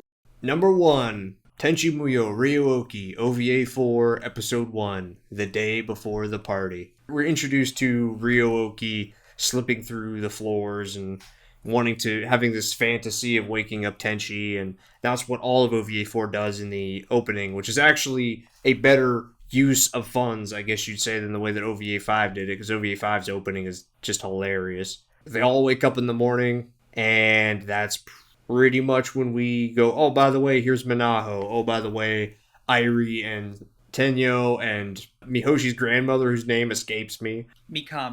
Mikami, that's right. She's now in a younger body because she felt like it. Well, actually, excuse me. She's in a younger body because she felt like it, because she's also going to try and seduce the new cadets coming into the GP. A theme with all of the older women in the series. Pretty much just going through the motions, a ton of talking, and Minaho. And the only thing I have to say about this is I can see why it's number 1 on the list, because anybody who came in and watched this first episode probably had the same reactions that you did, Pi, that you said you had with OVA 3 Episode 2. The same feeling I had when I first heard Mona Marshall coming out of Ryoko's mouth. You realize that the Tenchi Muyo that you once loved is long dead, and it's not going to get better, and the pain will go on. I can see why people voted for this. I voted for this in my top 10. It wasn't my number 1 most hated for sure, but I get it. You know, you talk about Mikami going into a younger body so she can try and seduce the young male cadets coming in. And, you know, we touched on some of the incest stuff. Both of those aspects are also put on full display here at the end of the episode. Because, I mean, I guess you could write it off as a joke if you want to, but given the themes throughout a lot of Kajishima stuff, I'm inclined not to believe that. You know, Minaho says, you know what, you're so cute, I'm going to take my sister's son as my own, tells Tenchi to go out with her. So there's that. That's how the first episode of OVA 4 ends. Oh, this is another example of Kajishima's storytelling from this episode, thanks to the original plot novels that he wrote, specifically the one for OVA 4. So in this episode, at one point, Minaho gives Ayeka a bunch of boxes of Jirayan silk. And, you know, Ryoko is the one who delivers it to her, and they look at the silk, they open the boxes up, and Ayeka's talking about how impressive it is, and Ryoko's like, oh yeah, that really is impressive stuff. And Ayeka's like, well, how would you know that? And Ryoko goes, well, you know, I used to be a space pirate after all. And it's like, remember? Which used to be a space pirate? Pepperidge Farm remembers. But yeah, like, oh yeah, she did actually used to be a space pirate decades ago in real life. Yeah. Hang on. There's actually a problem with that. Because when she was, quote, a space pirate, she was under Kagato's thrall. So certainly she probably picked up stuff incidentally during all of that. But wouldn't Kagato have been the one in the driver's seat for a lot of that? She wasn't doing this of her own volition, and how much of that did she actually pick up? It's a good question. I don't know that ever gets answered. Don't ask questions, just consume product. But the thing with the silk that is fascinating is that apparently, according to the original plot novel that Kajishima wrote, because they didn't explain it correctly or how I wanted them to in the anime, Ayeka basically pulls a Neo from the Matrix and she can see the code in the silk, because there's apparently a hidden coded message in the silk that only she can read, and it refers to her and all the other girls as the wives of Tenchi. And it's sort of implied that the whole reason they got sent the silk was just for Ayaka to make their wedding gowns and whatnot. Okay, I guess. Why is that really all that important? And if it is, why did it have to go in the original plot novel and not the anime itself? OVA 4, Episode 1. So this is when you first learn about Masaki Village proper. And you learn that the houses down at the base of the mountain near Tenchi's house, well, it's not just, random civilians or earthlings or, kind of like how it was treated back during the OVA 1 era when they crashed into the Seto Bridge, and oh my god, how are we going to explain this to people? No, it turns out that the town below the shrine and where they live is Masaki Village. It's where all these other Jiraians who are a part of the Masaki household have taken up residence. They live these extremely long lives compared to the Earthlings, and you didn't know that all along, but his extended family has lived there for a while. You just never knew, which is funny because you go back to OVA 1 and I don't know, I guess Kajishima just argues that it was predetermined or pre-planned will of the goddesses. I don't know. That in OVA 1, Ryoko shrinks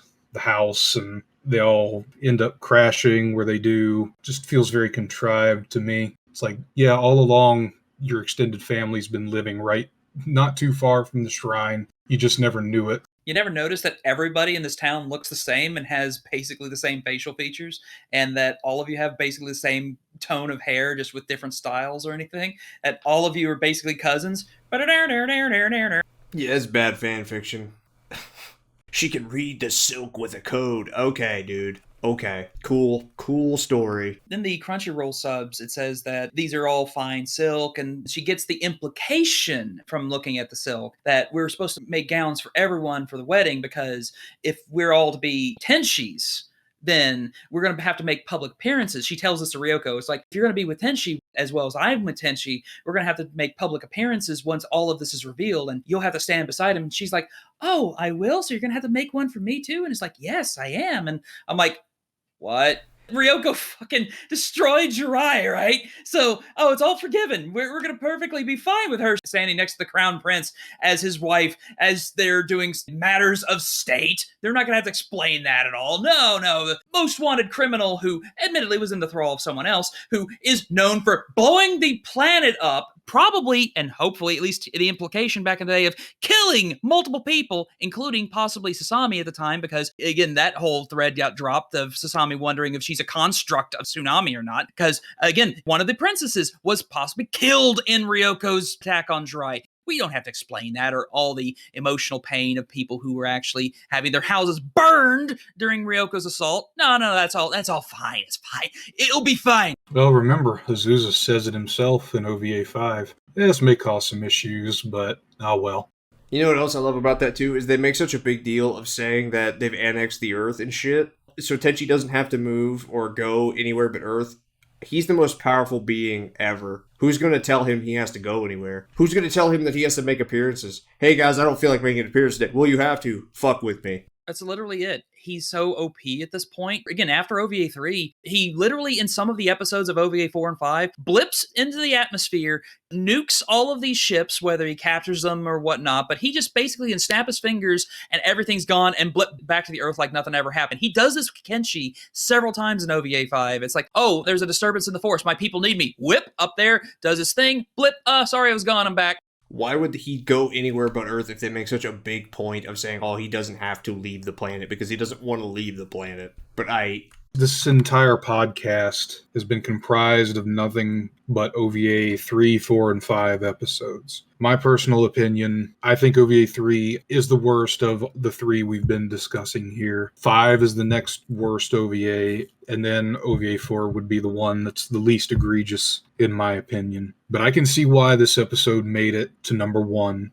because if you were one of the people who, even after OVA 3, even after GXP, you were holding out hope, or you may have even disagreed with myself or Dagon or even Pi that OVA 4, it won't be that bad if it comes out. they can course correct or whatever the case may be, and you gave the first episode of OVA 4 an honest to God shot, and you watched it and you finished it, or maybe you watched it and didn't even finish it, and you were just like, you know what? The writing's on the wall. I've seen it firsthand now, and Tenchi, as I knew it, at least in regards to the OVA, it's pretty well done, and it's no longer what it once was. So I can see why this one made it to number 1.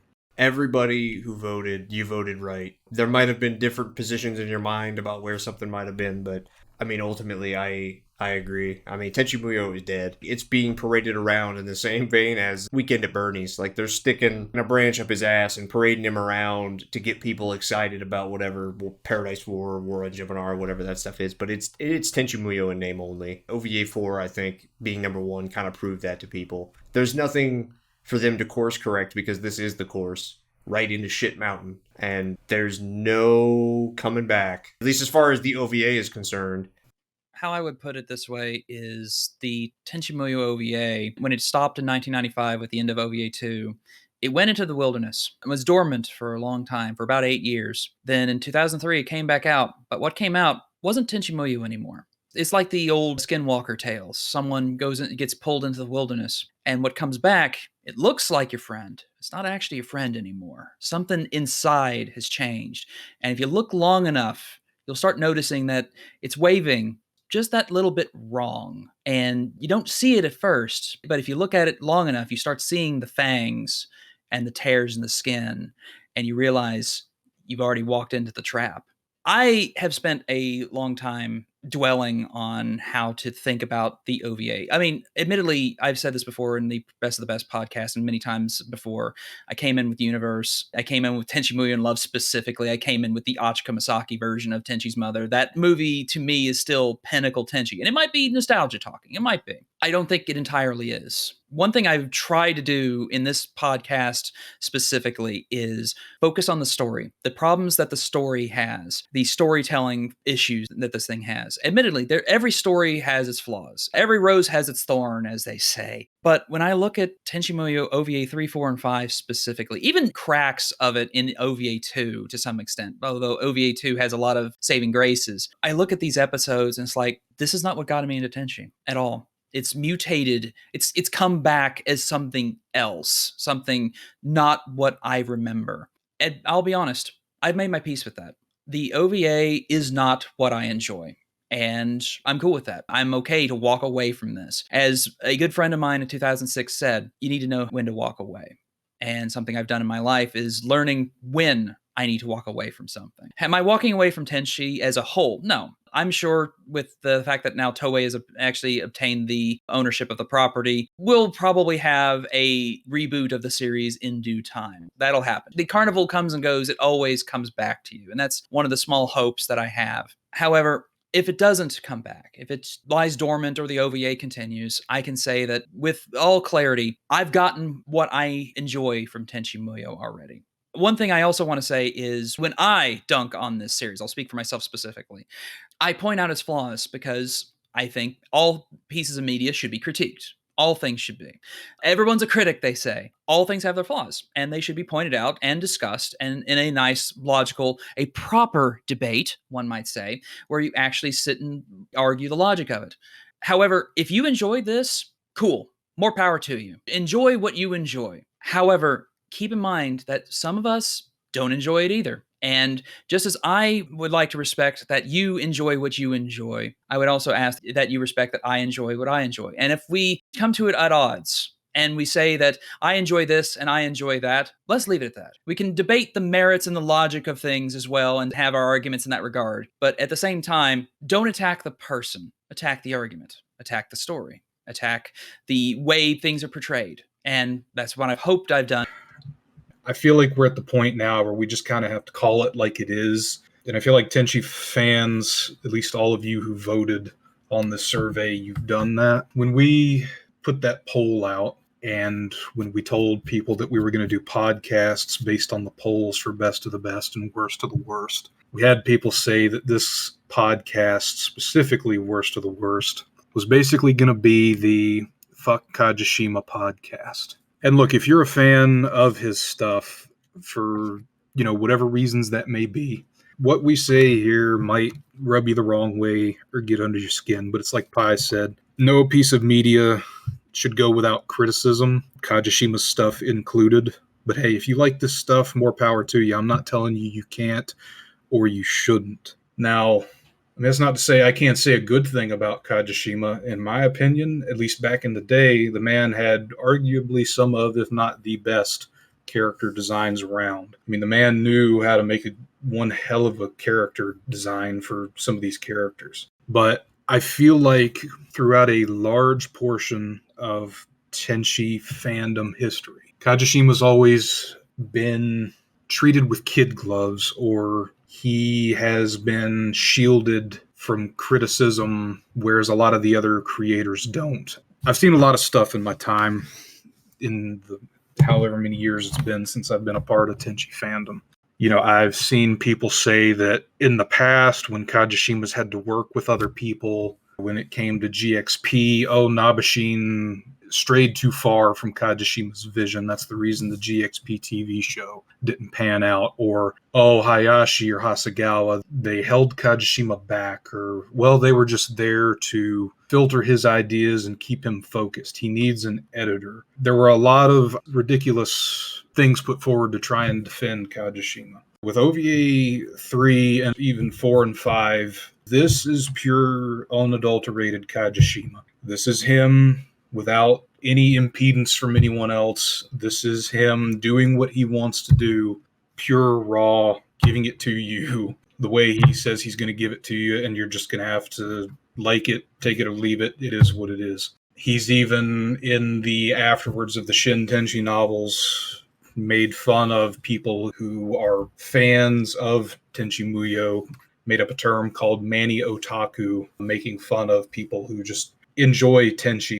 One of the reasons I feel the way that I do about Kajishima, and just the disappointment and dissatisfaction that I feel from what he's done, is because in 2014, me, Dagon, Pi, Goo, Chuck, and some of the other podcast regulars, we all went down to West Palm Beach, Florida, to meet up with Matt Miller and Patria Burchard, English voice actors for Tenchi and Ryoko. And when we went there, the first If Dojin, actually I think maybe the first two If Dojins had come out. I bought them and took them with me when we went down to Chibipa, the convention that we went to. And we held a panel on Tenchi Muyo there at that convention. And we were showing people Tenchi Muyo because that had just come out. We also gave people, an overview of the franchise as a whole, the big names in Tenchi, all that stuff. General overview, I guess you could say. And after the panel was over, people would come up and they'd ask us questions. And I put the If Dojins out on the table where all of the audience members could come up and look at them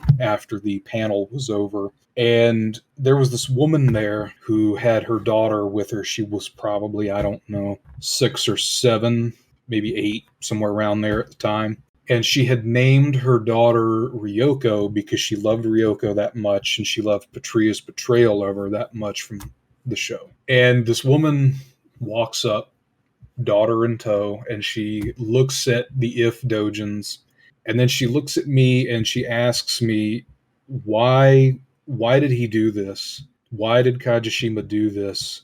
I loved this show so much. I named my daughter Ryoko, and then he did this to Ryoko and Ryooki and all. She's just asked me, why did he do this?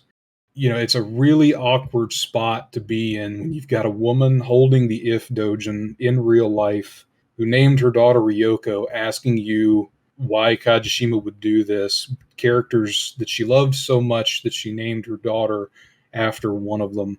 And I didn't have an answer for her. And the look on her face that she gave me was pretty painful, I'm not going to lie. I not only showed those If Dojins to the woman who had named her daughter Ryoko, I also personally handed the If Dojins to Matt Miller and Patria Burchard. So Matt Miller and Patria Burchard have personally seen in real life the If Dojins. And They definitely had perplexed, to say the least, expressions on their face, and they handed me the if dojins back, and they just said, "So that's what Kajishima's doing, huh?" And I said, "Yes, it is." Patria Burchard and Matt Miller are aware of the if dojins and what Kajishima's done. So make of that what you will. That's just one of the reasons why I feel the way I do about the state of the OVA at the moment. Nobody hates the OVA because of one person. They dislike and they hate the OVA because it sucks. Period. If tomorrow they decided, guys, we're going to make an OVA 6 and it's going to be like this and it does everything great and it's awesome, I'll be there and I'll praise it. But it has to be good. It's not good just because one guy worked on it. It's good because it's good. And that's ultimately something that has been proven through these polls, is people have said, this is what I like. This is what I think is good Tenchi. And then when they voted on the worst, they said, this is what I don't like. This is what I think is the worst Tenchi. I don't want it to suck. I don't want it to be like this. I gave multiple examples of things that I would be acceptable with and that I would love to see or I wish it would have done. But it didn't do those things.